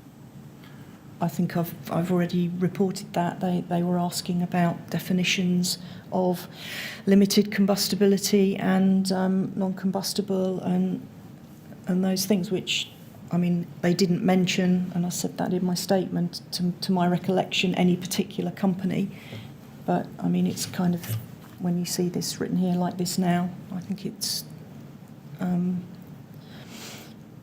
pretty clear that it was probably linked to these claims, these types of claims that were being made. I mean, did you give any consideration at the time to the fact that Kingspan, one of your clients for some years by now, was making potentially dangerous and through this certificate, dangerous and misleading statements to the industry, to the market? I think we did, and I think from my recollection anyway, we did share those concerns with LABC through other colleagues, and I think and I'd understood as well that we were also sharing such concerns with BBA. Did you? Really? When was that? I don't know exactly when that was, but it was my understanding that Sarah was speaking to BBA on an ad hoc basis, and the purpose of those discussions was to explain, the context of BR135 and the BS8414 testing, and how it applied to a system rather than to an individual material. When were those conversations? Well, they went on, I think, for a few years. I'm aware that Steve Howard also gave presentations to BBA, but I can't tell you the exact dates of those. The reason I'm pressing you on this, Dr. Smith, is because in the earlier session this morning, when I asked you about the proximity of the two organisations and the ability for you to take up the 2008 BBA certificate for Kingspan K15, you gave us at least the impression that that wasn't something that the BRE did, or, as you might put it, would have done. Is that not right? Well, I also said that there was an ad hoc relationship between the two. So if we were contacted or asked for information or whatever, then that would be dealt with. But it wasn't a formal sort of ongoing relationship where we met with them every month and discussed things. It was very much ad hoc, based on issues, if you like, if and when they did occur. But So, it was no more than that. I understand. So, in fact, is this right? Just so that we have your evidence clear about this, there was an open channel of communication that would be used informally on an as and when needed basis between the BBA and the BRE? Potentially, yes, as indeed with any other organisation. Well, that might depend, but I've just put it to you. You said potentially yes. I mean, actually yes? Was there? I'll put it again, so we've got your evidence clear. Was there an open channel of communication, let's take the date, from 2008, between the BRE and the BBA that could be used informally on an as and when needed basis to discuss particular questions? Well, I suppose I'm struggling to understand what you mean by an open channel. I mean, it's open in the same way that it is with any organisation. It wasn't special. There was no special relationship with BBA. Okay, let's go then to page 4 of this certificate. You can see that one of the other documents referred to, on which the certificate was based, was the BBA certificate itself, 084582. Take it from me that that's the certificate we looked at this morning, dated the 27th of October 2008, signed by the BBA for Kingspan K15, yes? Mm-hmm. Did you notice that at the time? Did you I notice don't that? recall. Right. Did that not then prompt a discussion with the BBA that their certificate was engendering other manifestly erroneous and misleading certificates? I can't remember that. I don't recall. Can you explain why, given the manifestly erroneous and misleading content of this certificate, in the way you and I think, have agreed, we never see in the records that we have seen from the BRE a strong letter that goes to Kingspan to ask them about how it is that they have allowed LABC to labour under this clearly wrong impression and what they propose to do to correct it. Can you explain why we see no such communication? No, I can't. There should have been one, shouldn't there? On reflection, yes, that we should have done that. But nonetheless, for the years that followed, it looks as if BRE was continuing to treat its Kingspan as its client without a degree of scepticism that might have been required, given the knowledge that you had about what it was telling the market through these certificates. Well, I say we did have a degree of scepticism and around all of this sector of the industry.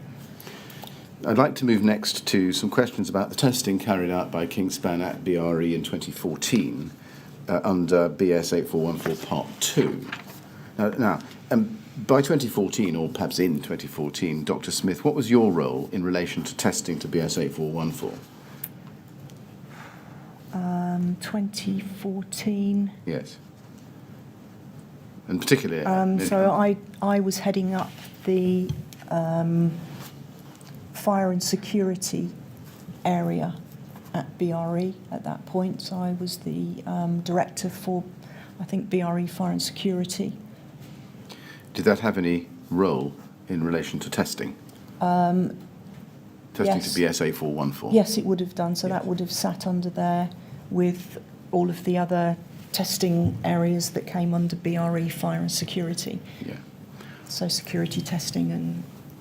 Now, take one or two things from me. We know that Kingspan carried out a test to Part 2 of BS 8414 on a system incorporating K15, or a version of that product, and TRESPA panels as the rain screen on the 19th of March 2014. And we've also heard evidence from witnesses about Kingspan's complaint or appeal against the BRE's decision as a result of that test, which was that it had been terminated early and therefore couldn't be classified to BR 135. Mm-hmm. I've just given you some information there. Do you recall any of this? I do recall that, yes. Right. Because it was very unusual. Right. And what was unusual about it? It was unusual for a test result to actually be contested. I see. Now, if we go then to BRE 000-15526, I think we could probably take it quite quickly. If you go to the top email in the chain, you can see that here is an email from Stephen Phillips to some recipients copied to you as well as Stephen Howard. 7th of May 2014, subject complaint, forward cladding test result. Yes? Yes. Now, we don't need to go through the whole chain, but if we scroll through it, you'll see that the emails cover the fact that Kingspan will be complaining about the BRE's decision that the 19th of March for 2014 test had failed to meet the BR 135 criteria. That's what. Take that from me. But if we go to the foot of page 2 of the email run, over to page 3, we can see an email from Tony Millichap right at the foot of 2, 7th of May 2014, to Stephen Howard. And if we turn the page, please, we can see that he says this: "Hello, Stephen. We write further to our ongoing correspondence and further to and prior to our meeting later this week in connection with the above, we would confirm the following." And then if you look at the paragraph after the longer one, which starts "for clarity," he says this: "For clarity, based upon data received, we would interpret this as a positive result against the BR 135 assessment criteria. And should this be interpreted any other way by yourselves, we would intend to appeal the result formally." Mm-hmm. Now, I don't know whether you would have noticed at the time that one of the people copied into this email, if you look right at the top of your screen, was somebody called T. Randall at Fenwick Elliott, who were Kingspan's solicitors at the time. Yes. Did you notice that? I think it was actually brought to my attention for that very reason. Right. Do you know at the time why that had been done? Well, no, but the intimation was that they were likely to pursue it legally if they didn't get the result that they wanted. Yes. So It was almost like a threat, was our interpretation of well, that. yes, and let's move then to page. If we go up the email chain, please, at the top email. What's happening at the top of the page is that in the email that comes to you from Stephen Howard, we can go to page 1.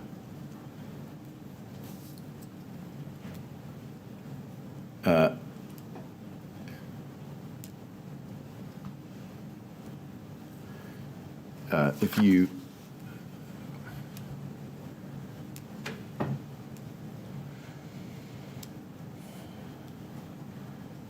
yes, if you go please to page 2, I think I want page 2.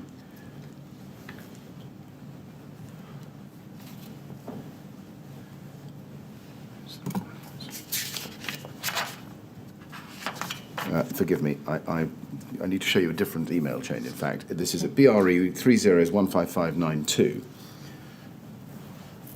And there we have, at the if you go to the first page there, Stephen Howard sends the email run to you in a slightly different format on the 23rd of May and says, please see the bit in yellow. Yes? If you go down, please, to page 2, you can see there what the bit in yellow is. And this is from Tony Millerchap. It's a longer email. And he says, this issue is of such significance to Kingspan's business that we have consulted with our lawyers who have confirmed that in their view, BRE's current position cannot be justified. We recognise the influential position BRE hold and do not wish to contradict its views. However, our conviction is such that we may have no other option. Now, did you read that passage there from Tony Millerchap as a threat? Yes, we did.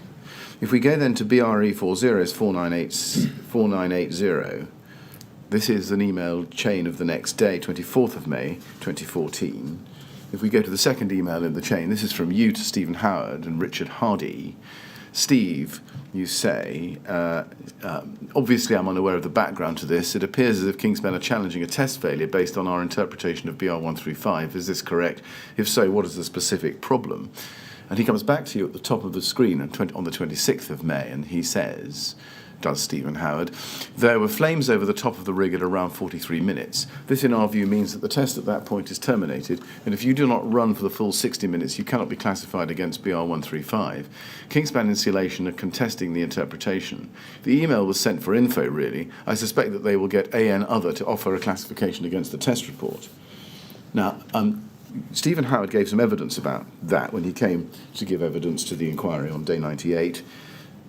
At day 98, page 92, lines 18 to 24. And he said that that is what he expected at the time, namely that Kingspan would go elsewhere to get a classification test. Was that did you think that was a realistic possibility? I don't think that would have been at the forefront of our minds at that time. At the forefront of our minds was the interpretation of what we'd done correct, and if so, we needed to stand firm. Right. Did it concern you that Kingspan might go to AN Other to get a classification against the test report? I don't recall particularly thinking about that at the time. As I say, it was more a case of Right. have we carried out the test and the classification decision appropriately, and as a consequence of that, are we standing firm on this? Right. Because at the end of the day, it's our decision whether we wish to classify or not. And what were your thoughts about that at the time? Well, obviously, then there was a proper investigation by the compliance team to look into all of this. On the face of it, from what Steve says there, then it appears everything's in order, but you need to have all of that properly investigated. So there was a full investigation carried out. And then it was discussed, obviously, with Richard Hardy, who was the managing director of BRE Global at the time. And we absolutely took the view that we were going to stand firm, that it was our decision. We had followed the test, and we were not going to give them a classification report. Can we go to BRE 402516, please? This is a BRE global test report, Yes. dated the 26th of June 2014, for K15 insulated system with a ventilated Trespa rain screen. Yes? Mm-hmm. And if you turn, please, to page 2, you can see that it was prepared by Phil Clark as the senior consultant and authorised by Stephen Howard that Yes. day. Yes. If the decision that was to stand firm and we're not going to give them a classification report, are you able to explain how this document came into being? This is a test report.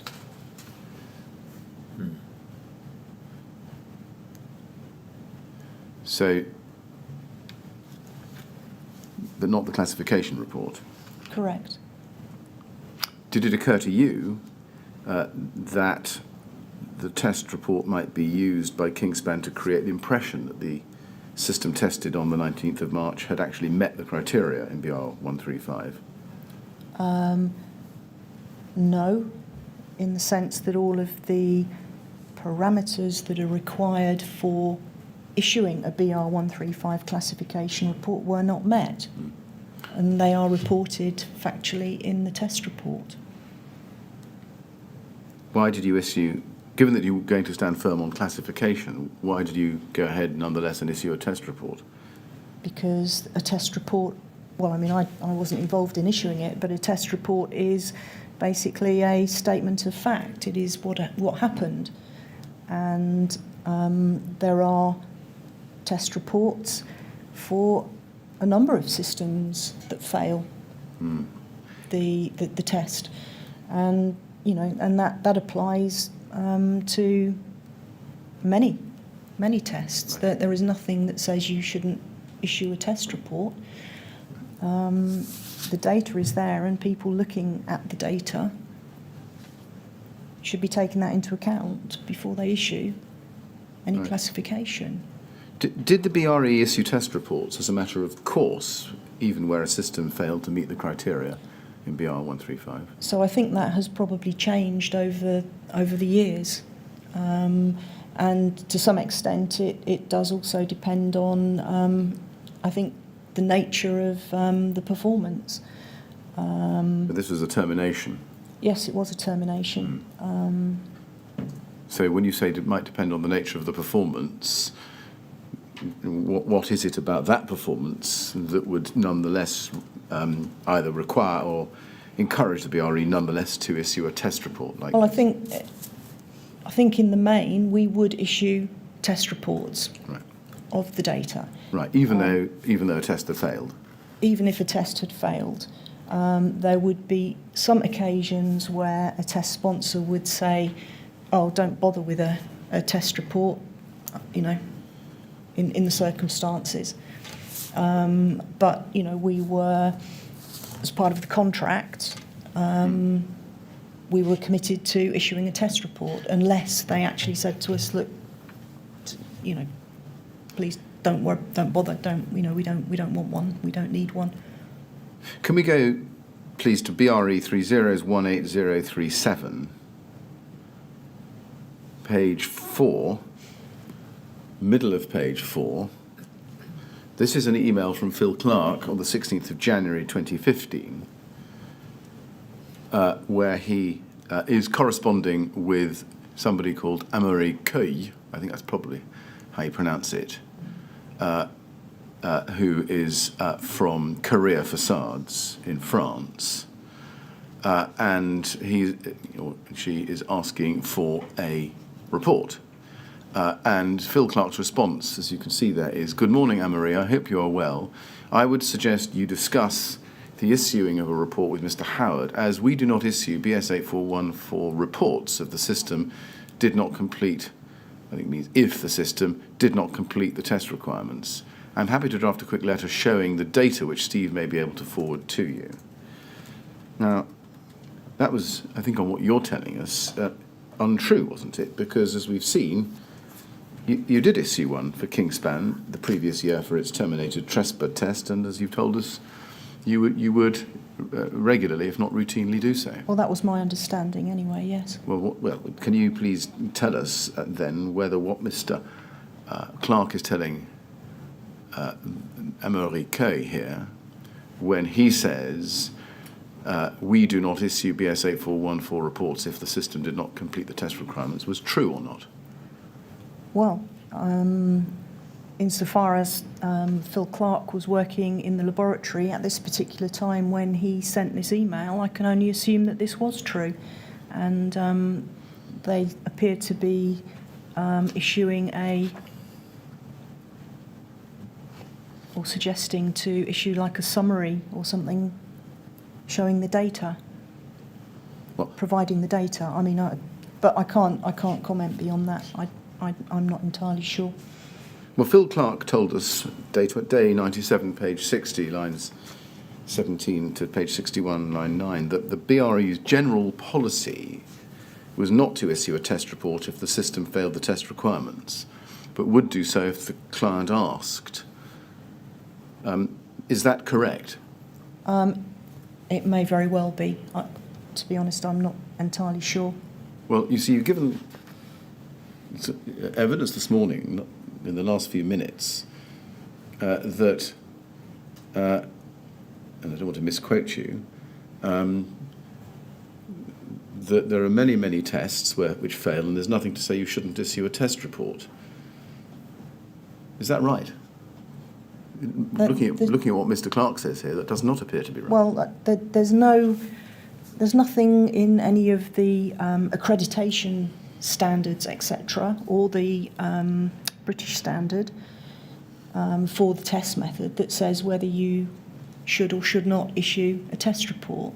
I mean, it's very much a local decision, and I was not sure what the custom and practice was in January 2015. And it appears here, and I've no reason to dispute what Phil has said here, that their custom and practice was not to issue reports other than if they were requested to do so, and it looks as though they're offering to provide a summary report. But there was no sort of overarching policy, as you suggest, one way or the other. That would very much be down to the local area. So is your evidence that Phil Clark was wrong in this email and wrong in what he told the inquiry? No, I didn't say that at all. No, you didn't. And I'm suggesting to you that as a result of what you've told us, that must be the case, mustn't it? No, I don't follow. I don't think that's contradictory at all, what I've just said. Let me try it slightly differently. Look at the words, we do not issue BS 8414 reports of the system, or if the system did not complete the test requirements. Was that true, or was it not true? I can only read what's written here. And was it true? Well, or was it not true? I'm not going to say that this was not true in January 2015. So... Right. So when did that become the policy? I don't know when that became the policy. It wasn't a policy per se. It was custom and practice within the different areas. So in BS 8414, I mean, they may be... I couldn't tell you when they decided to do what they decided to do. So I can't give you dates as to when they may have changed what they did or evolved what they did. They would be better qualified to answer that for you, people such as Phil Clark and Stephen Howard. I was not sort of in that environment and working with them on a daily basis. If there had been a change in policy between May and June 2014, from a policy of giving clients test reports for failed tests if they asked, to not giving clients reports, test reports if the system didn't complete the test requirements, you would have known about it, wouldn't you? Not necessarily, no. I mean, why would I? Well, that's a question I'd like to ask you. Why wouldn't you? Well, I was not involved in the day-to-day running, and those responsibilities were delegated to the business group managers in the area to deal with their own local procedures. Now, in the context of BS 8414, that would have been Stephen Howard that would have taken those decisions, and that there would be no reason for me to be involved in that. He would work with the quality and compliance team if that was necessary, but I was not involved in the day-to-day procedures within all of the different local areas within the business. In issuing the test report to Kingspan in respect of the failed test, was the BRE doing Kingspan a special favour as a valued client? I doubt that very much. Why? I have no evidence one way or the other, but that's not my experience, that was the way that we worked or operated. We weren't there to do favours for anybody. In giving them the test report against the historic background of marketing material that claimed that K15 could be used generically above 18 metres, and 2 certificates, the LABC certificate and the BBA certificate, that contained fundamental errors in the claims for reaction to fire performance. Why wasn't the BRE extremely sceptical of the uses to which Kingspan would put this test report before issuing it? I can't answer that. I don't know.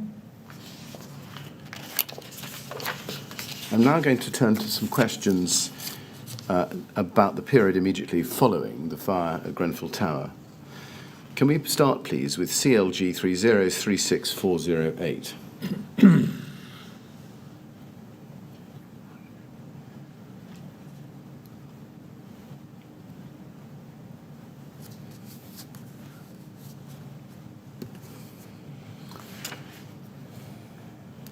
And if we go to the last email on the first page there, it's about 3/4 of the way down your screen, Dr. Smith, you can see that there's an email of the 16th of June 2017 at 15:32. Now, doing the best you can with your recollection, 16th of June 2017 was a Friday. Mm-hmm. Was this the first contact that you had with Brian Martin after the fire at Grenfell Tower on the 14th? I don't recall, but probably. So it's probable that, is this right, you hadn't spoken to him or corresponded with him between the fire and the receipt of this email? Probably not. I mean, there would have been an email. If there was an email, I'm sure it would have been evidenced.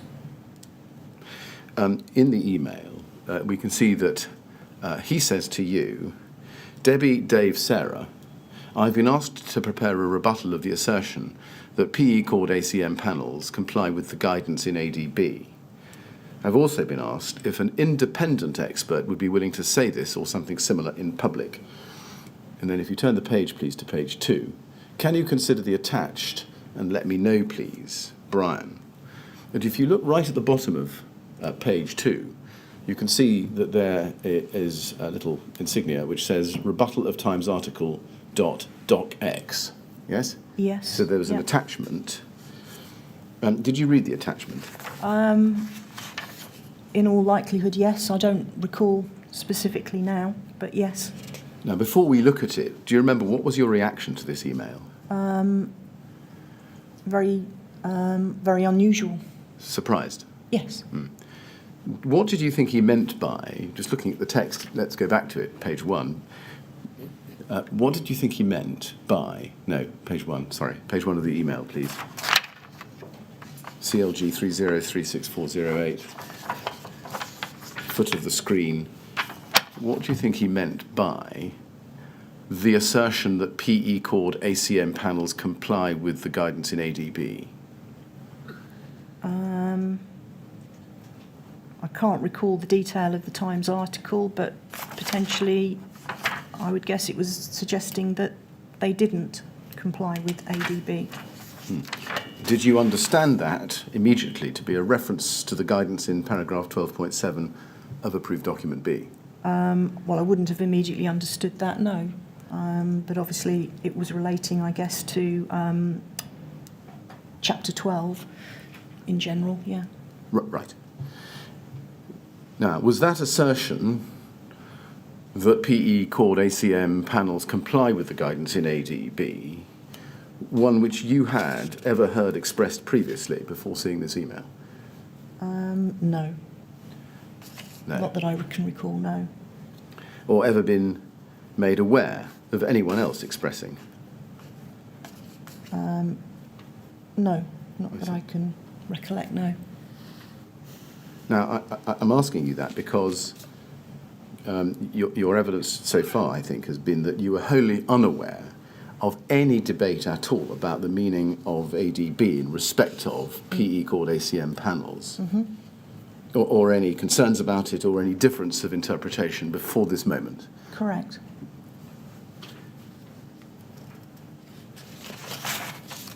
What was your reaction when you discovered that that assertion was being made, even though by the Times? Well, as we've already said, surprise. Shocked? Well, yes, yeah. Did you ask anybody what this was all about when you read this? What, have I read the article? Well, when you got the email, whether or not you read the article, I'm just focusing on the fact of the assertion being brought to your attention and your reaction to it. Did you then go and ask other people what this was about? I'm sure it would have been, because it wasn't just sent to myself. So, in all likelihood, I would have discussed it with, is that David Crowder? Yes, and, Sarah. I think yes. so, yes. He's certainly on the email chain higher up, so let's proceed on that assumption, yes. Yes. Did you discuss it with them? In all expectation, I probably did. However, I would say that around this time, David Crowder was possibly on site carrying out fire investigation work during this sort of window of time. So, did you have a conversation with Sarah Colwell about the assertion that PE cord ACM panels comply with the guidance in ADB? I can't recall it, but I will be. I'm pretty certain that would have happened. Yes. Would that not have been the first thing you did? Ask her, what's this about? Yes, I mean there was an awful lot going on at this particular yes. time. And do you remember what she told you? No, I don't recall at that time. No. Do you not remember her? Well, did she? Let me put it this way. Did she tell you that that was her view? It was her view that PE cord ACM panels don't comply with the guidance in ADB, but that there had been a raging debate about it for at least the previous 3.25 years. I don't recall that, no. Let's go to the document that Brian Martin sends you. It's at NHB 401458. And it reads as follows. In the Times asserts that cladding on the Grenfell Tower was formed using a composite aluminium panel with a polyethylene core. It claims that such panels conform to UK standards but are prohibited in other countries. We cannot comment on what has or has not been used on Grenfell Tower, but we would dispute the assertion that a polyethylene cored panel is acceptable for use under current building regulations. Requirement B4 of the Building Regulations 2010 provides that the external walls of the building shall adequately resist the spread of fire over the walls and from one building to another. Paragraph 12.5. The guidance in approved document B that supports this requirement says that the external envelope of a building should not provide a medium for fire spread. It goes on to provide detailed advice that, quotes, in a building with a story over 18 metres or more above ground level, any insulation product, filler material, not including gaskets, sealants, and similar, etc., used in the external wall construction should be of limited combustibility, paragraph 12.7. Unmodified polyethylene would not meet the definition of limited combustibility, so a composite panel formed with a polyester core would not be considered to comply with this guidance. As such, it should not be used as a cladding material on buildings over 18 metres in height. Do you remember reading that as the attachment to the email that he sent you? Yeah, I mean, I don't remember that specifically, but I mean, a lot of the text is text that has been seen elsewhere. So, I mean, it's familiar. A lot of the text is familiar. At the time, did you agree or did you disagree with the contents of Brian Martin's pre-prepared statement?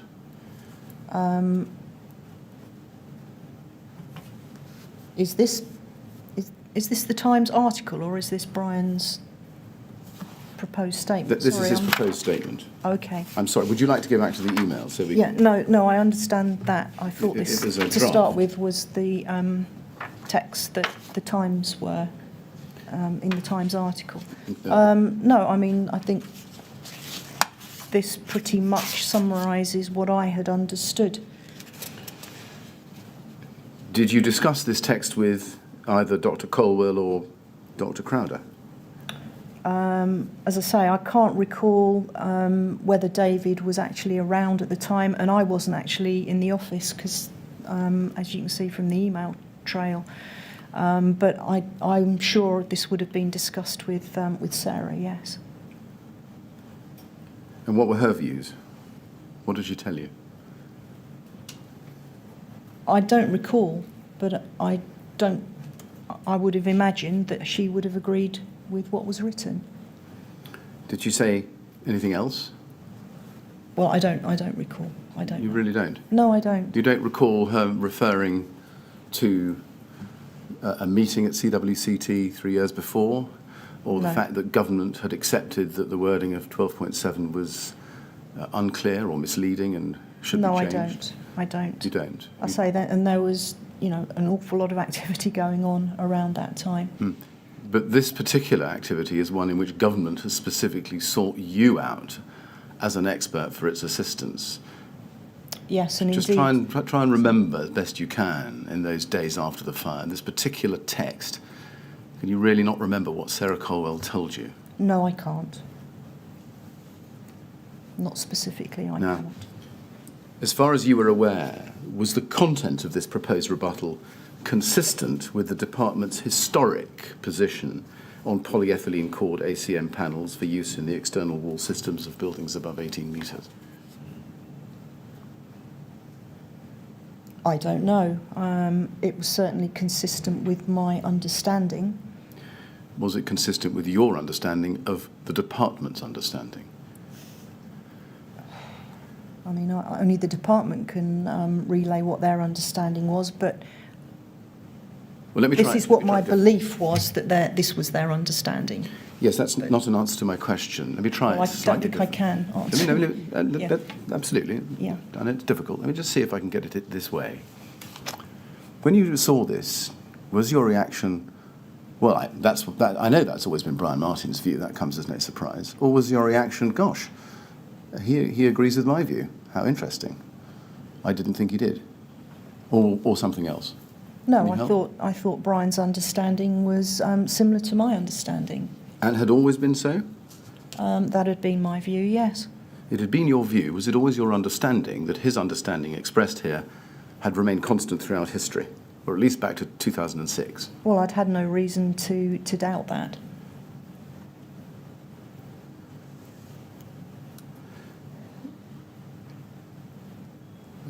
And what about the department more generally?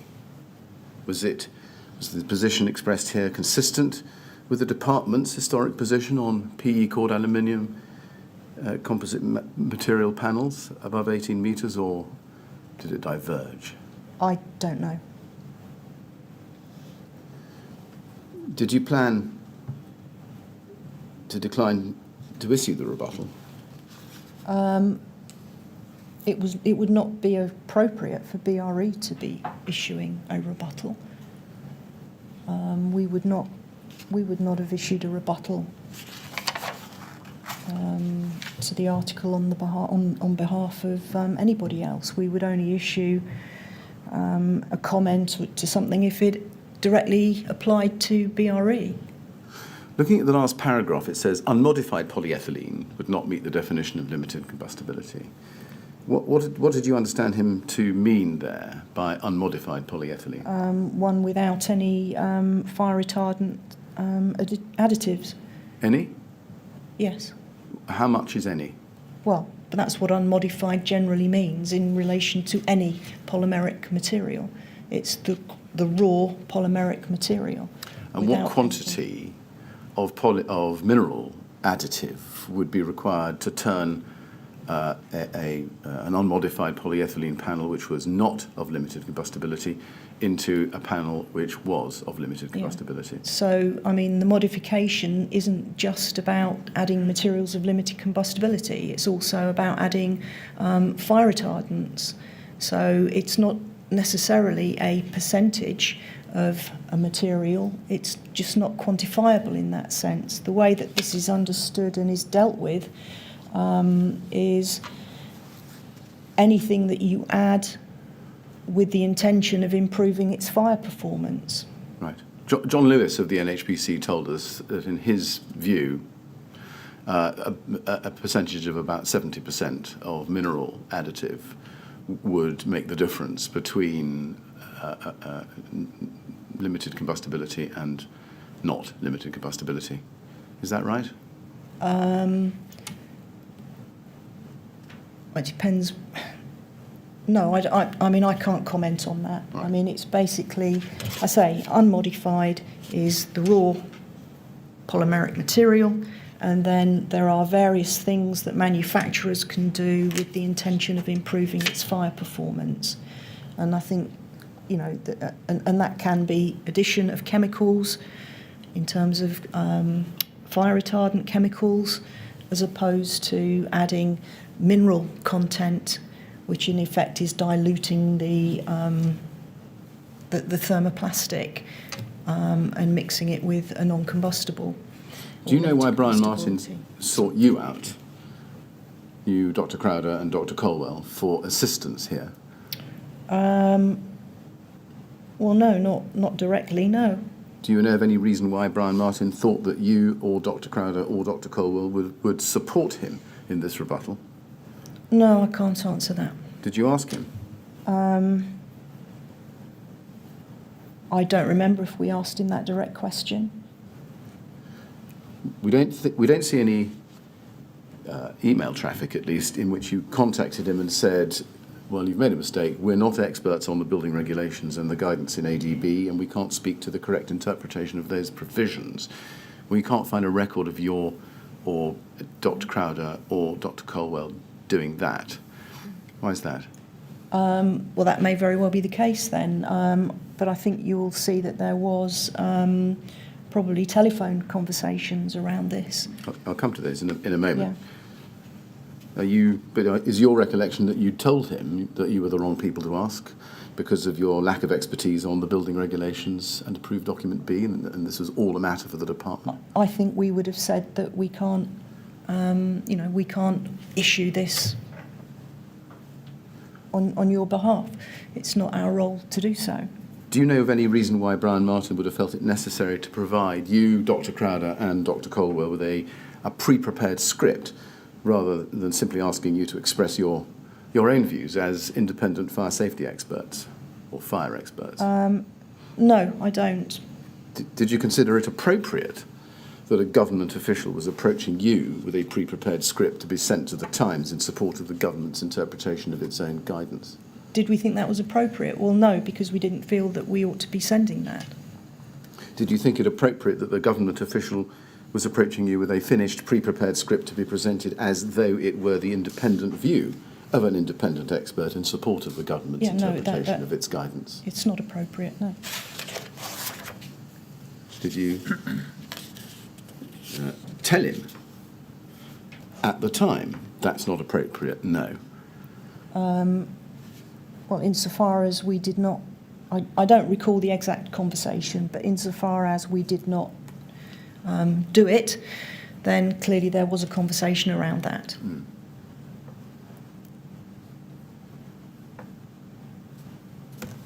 I'm going to show you the emails again. I just want to ask you, in light of your earlier evidence, was this the first time that you learnt that ACM panels with a 100% polyethylene core, unmodified polyethylene core, existed in the United Kingdom's built environment? For use above 18 metres? Above, yes. Yeah. The first time that I was aware that they were actually on a building, you mean, or potentially on a building? Well, yes. Yes. Given your evidence to the inquiry that from 2001 at least, ACM panels with a PE core should never ever be used above 18 metres, the discovery that those used on Grenfell Tower must have come as a considerable shock to you. Absolutely. Did you go to Brian Martin and ask him how on earth that could have happened? There was discussion around that particular topic, and that's indeed what led then to the screening programme that the government carried out for other buildings. And it certainly was my expectation at the start of that we wouldn't be looking at more than a handful of potential buildings with the unmodified or 100% polyethylene ACM panels on them. Notwithstanding the warnings given the previous year by people like Nick Jenkins of Booth Murie. Well, that was my view at the time, and that was my genuine belief that the screening programme would not unearth very many buildings that indeed had polyethylene cored ACM on them. But Sarah Cole will not tell you that she had been told that many buildings were clad in ACM PE. No, I was not aware of that. Let's go back to the email. CLG 3036408. We can see from the third email down in the chain that you respond to Brian Martin at 16:32, just below halfway down your screen, copied to David Crowder and Sarah Colwell. Hi Brian, just spoken to David, and it is my understanding that this is now no longer live, ?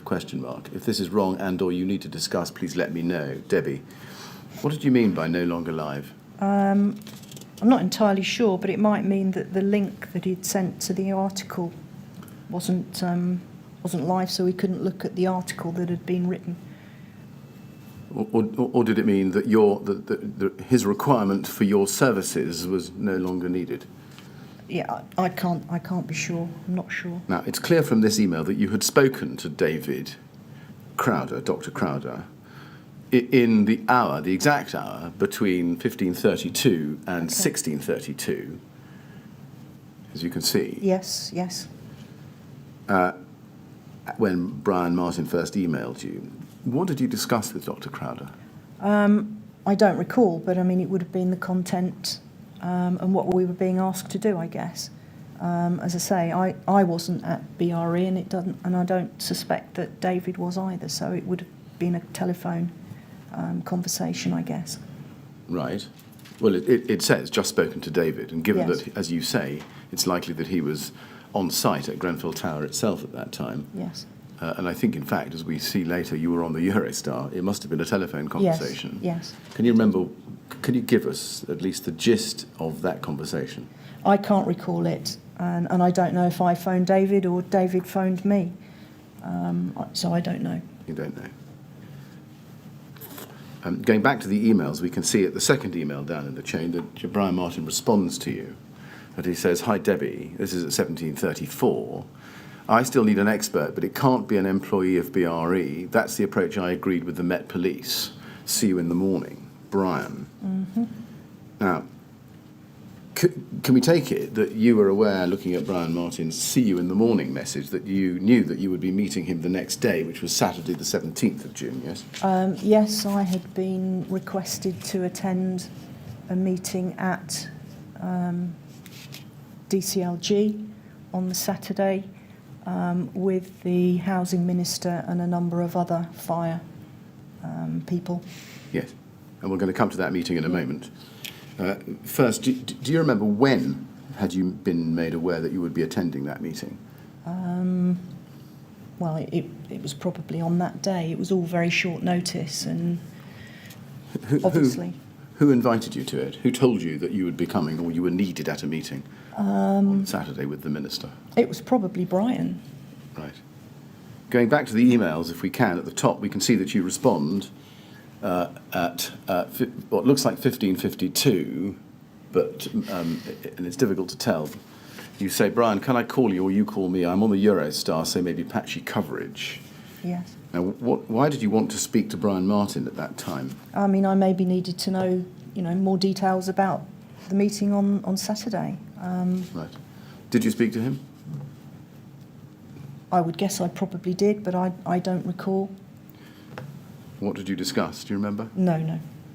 Did you discuss the content of his draft rebuttal, or did you discuss the historic position, or did you discuss your shock at having discovered that it was possible, at least, that ACMPE core panels were being used in the built environment in this country? I doubt that. I think any discussion would have been very focused in terms of what was going on at the time, the meetings that were being hurriedly called, and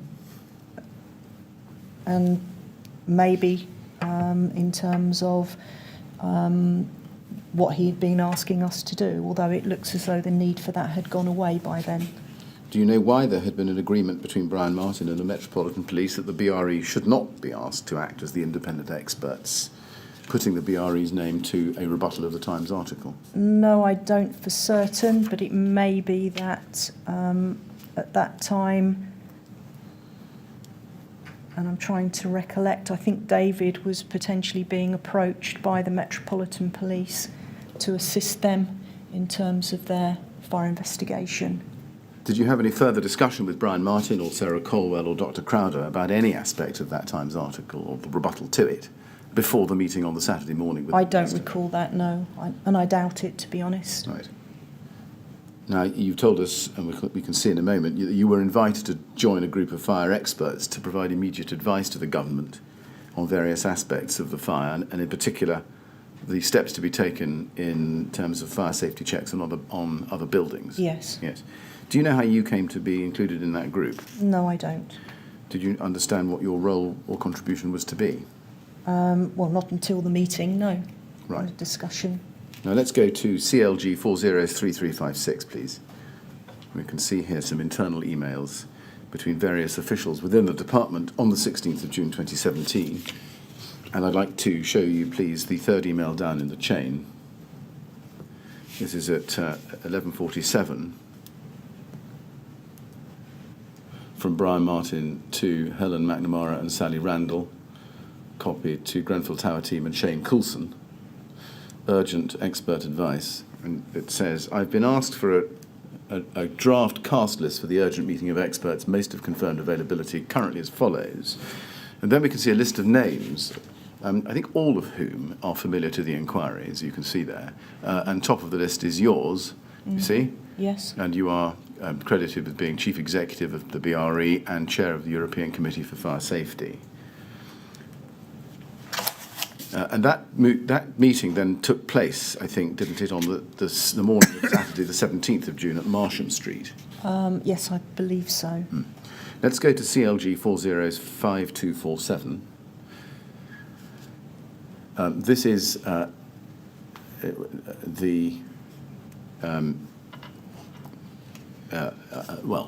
you seen this document before? I should ask you. No, I don't recall seeing this before. Right. It looks like a briefing note for the Minister.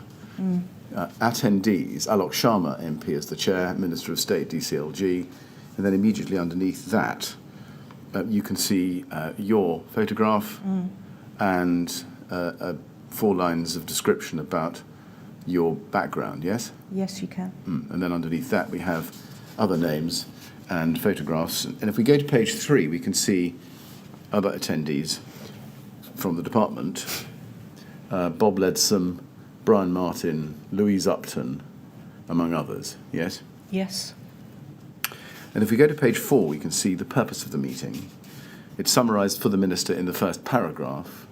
We have called together the group of fire safety experts to advise us on advice for local authorities and housing associations on how to identify risks in similar high-rise buildings, risks which have been refurbished with cladding and the process for assessing those risks and taking necessary action to provide reassurance for tenants. And does that align with your understanding of the purpose of the meeting? That certainly coincides with my recollection of what was discussed at the meeting. Can we go to page 5, please, where we can see further details set out for the Minister in relation to the purpose of the meeting. And this looks like speaking notes for him, pretty much a verbatim script. And if you go to item 2, purpose of the meeting, we can see, starting at the 4th bullet point, that the Minister was advised by his officials to say this, 4th bullet point down: we are asking for your advice on how local authorities and housing associations can identify risks in similar high-rise buildings which have been refurbished with cladding, and the process for assessing those risks and taking necessary action. Yes. And then it says, please provide your frank advice to me and my officials. We really need to know what you think we should be doing. And then it says, clearly as we go forward, we will need to be very careful about saying or doing anything which could cut across the investigation, but at this point we need your frank advice. Was it made clear to you, Dr. Smith, during this meeting that the Minister, Alok Sharma, was asking for your full and frank advice, as well as that of others? I don't recall it being explicit in that sense, but I mean, why would you not provide your frank advice? So that would be my expectation, that we were there to, answer the questions that were posed to us and to provide, the technical assistance where we were able to.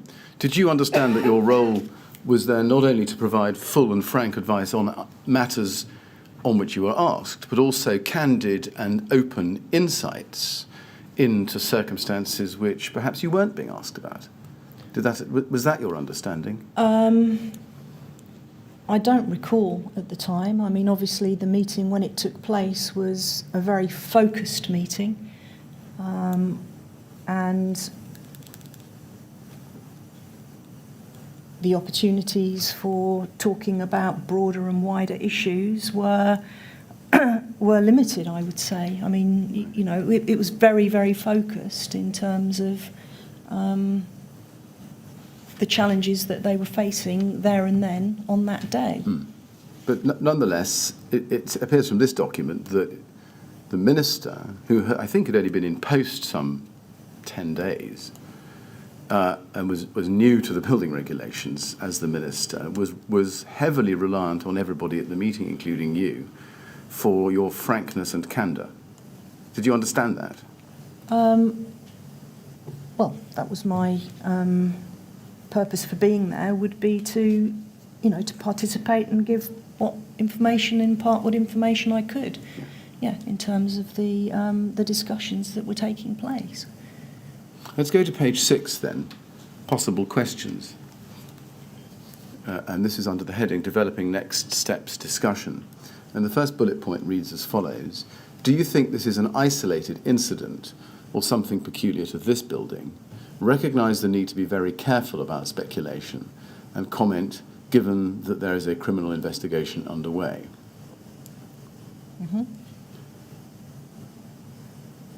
Do you recall the discussion on that topic? I don't recall the detail. As I say, it was a very focused meeting. I do remember that. It was done in a very efficient way, as you'd expect, very much led by the government officials. Do you remember what advice or answers were given to that question? I don't recall that specifically. I do recall discussion, and that's where we became heavily involved in the identification of the cladding and the cladding types to identify where the problem might be on other buildings, and that was very much the focus of what we were trying to do. Did you candidly and frankly tell the group that it was most unlikely to be peculiar to this building? No, I wouldn't have done, because my view and belief was, at that moment in time, as I've said on a number of occasions during my evidence, that the polyethylene cord ACM should not and could not have been used on buildings over 18 metres if they complied with the requirements in approved document B, and that was my genuine belief. And did you tell the Minister that? Potentially. I don't remember saying that. I mean, other people were there expressing opinions around this also. So I don't remember that specific conversation, but that I do know was my specific belief at that time. So did you tell the Minister that, yes, this was an isolated incident, or very likely to be, because so far as you were concerned, your view was that ACMPE should never, ever be used above 18 metres, and so far as you were concerned, that had been stuck to and very well understood by industry. Did you say No, I would not have said anything within the terms that you've just described there, because I wouldn't have had the knowledge to have made such a statement.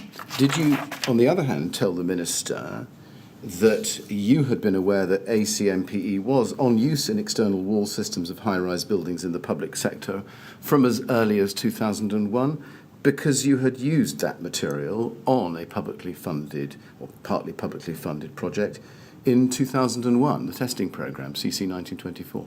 No, I don't believe that there was any such discussion. Why didn't you tell the Minister that you had carried out tests on ACM of the polyethylene core on the basis that the Architects' Journal had identified it as a relevant product back in 2001?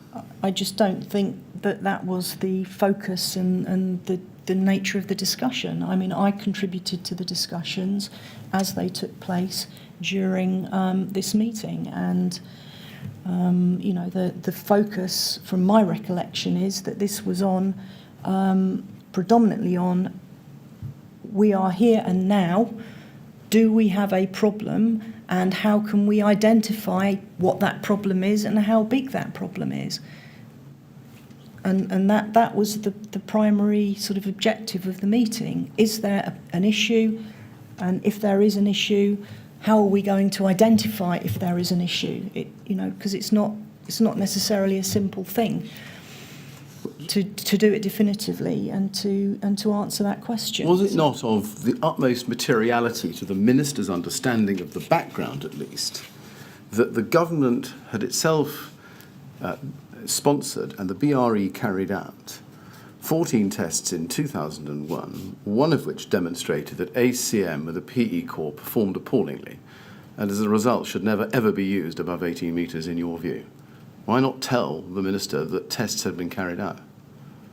Well, I just don't think there was, that it wouldn't have come into my mind, because that wasn't what we were discussing. I say the discussions were very, very focused in terms of the here and now. This is where we are. What does this mean? What are we going to do? And how can we address this going forwards? Did you mention to the Minister your knowledge that at any time during the government's programme of checks after this meeting, that in fact the government had carried out these tests in 2001 and ACM panels with a PE core had been found to have failed spectacularly? I don't believe I met the Minister again. I don't recall meeting Mr. Sharma again. Well, I think the answer is probably no to this question, but did it occur to you to say to the Minister, as a result of the tests which you'd done in, forget when the date was, but on the panels which included ACM cord rain screens, that you had tested some of those panels because you had been told that they were available in the market? No, I just don't think that came up in the thought process, because it was very focused, as I say, on the here and now. And, how can we identify if there are any other buildings with this material on, and in an absolutely conclusive and definitive way. But wasn't the fact of the tests in 2001 and the reason for testing ACM PE core all those years ago a fact which would have helped the minister understand the answer to the question I've just read to you in the first bullet point there? Is this an isolated incident or something peculiar to this building? Well, when you look at it now, in retrospect, then it might have been, but I still don't think it would have altered the here and now situation where we don't know what buildings have in terms of their external cladding system. There's no centralised database or whatever that government had. So how can we, from today, understand what is out there and how we can then analyse what is out there to know if it's similar or different? And, you know, it was the here and now, and would it have made a difference to have said that to him at that meeting? I suspect it wouldn't have made any difference at all. Can we go to the minutes of the meeting, which are at CLG 3016581?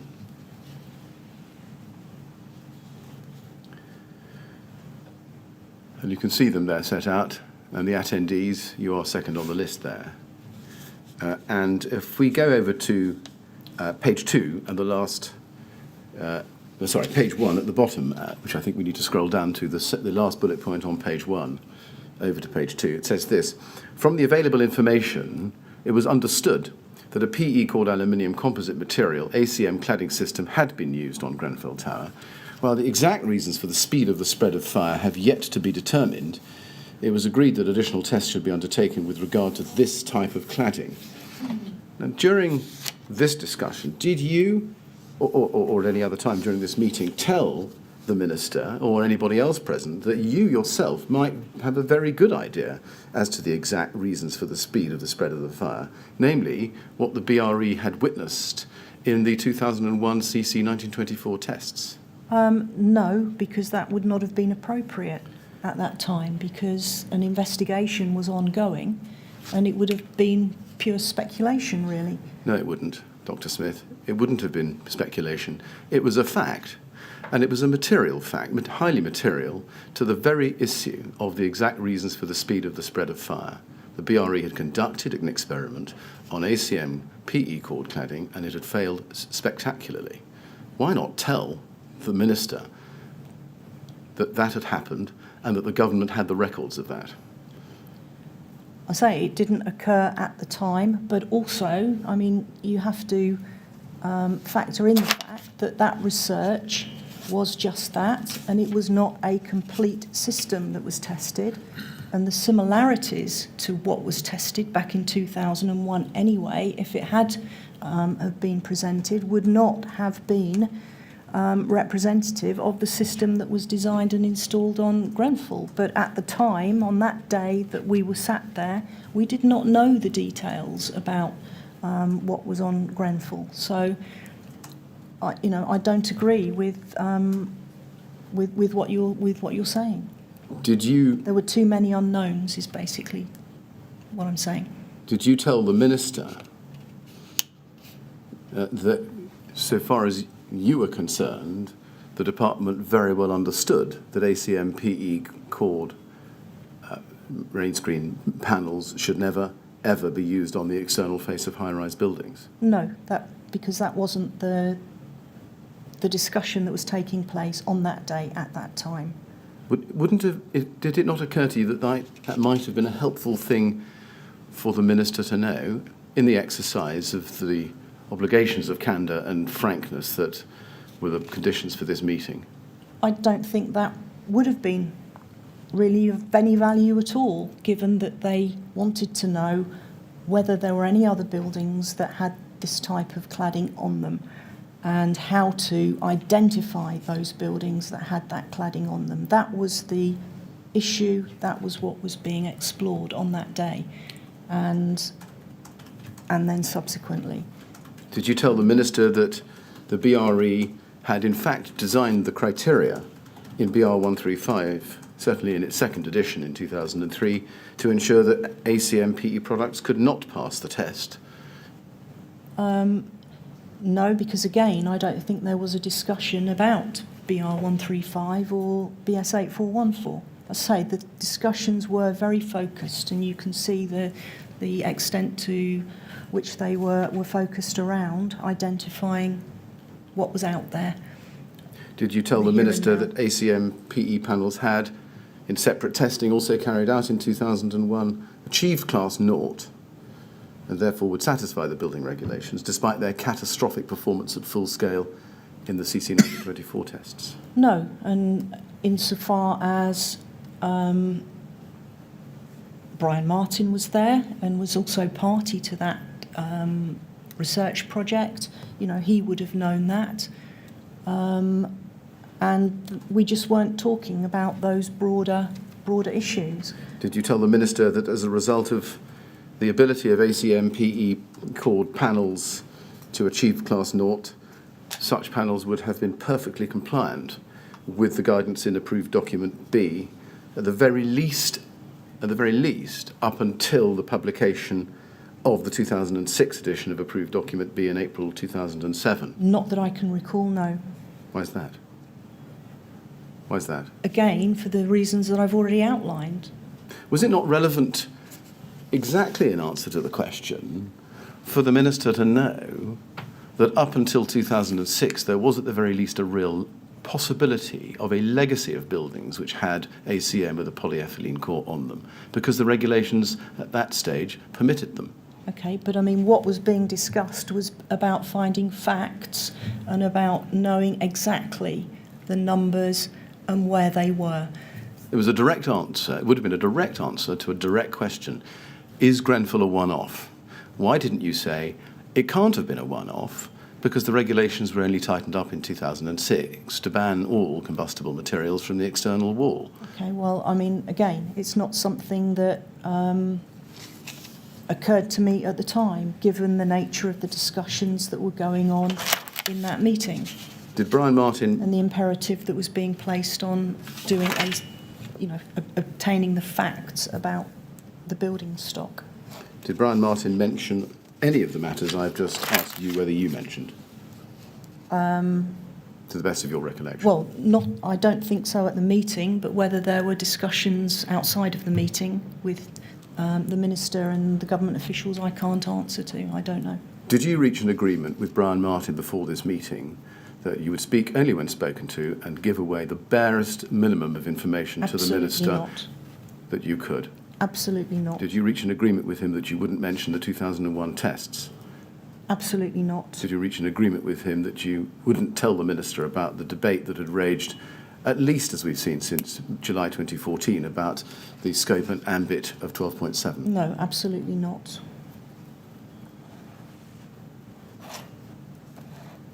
Have you discussed any aspect of what I've just put to you with Brian Martin at any time between the Grenfell Tower fire and today? Well, but before you started giving your evidence. Not that I can recall, no. Mr. Chairman, it's 1 o'clock and Yes. I've come to the end of my prepared questions.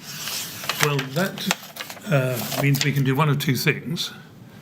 We can either have the usual break at this point and see whether there are any more questions and take a late lunch break, or we can take the lunch break and do the questions. Now, I'm sure you'd like to get away fairly promptly, but we have to have a break at this stage so that Mr. Millett can check that there's nothing that he's failed to put to you, and also to allow other people to suggest questions that perhaps we should have put to you and haven't yet. So there's got to be a break. The question is whether it's inconvenient for you to stay over lunch and see if there are any more questions after lunch, or whether we should try and push through now. Do you have a view about that?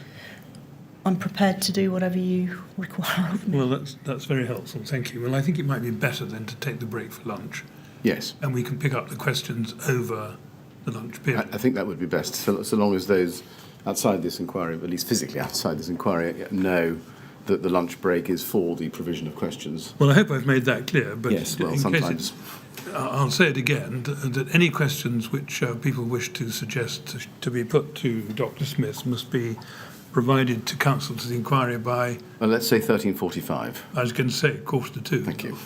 Yeah. Right. Well, we'll have a break now for lunch, Dr. Smith. We'll come back at 2:00. And at 2:00, we'll see if there are any more questions for you. Okay. All right? And Yes. as before, please don't discuss your evidence with anyone over the break. All right? Okay. Thank you. Thank you very much.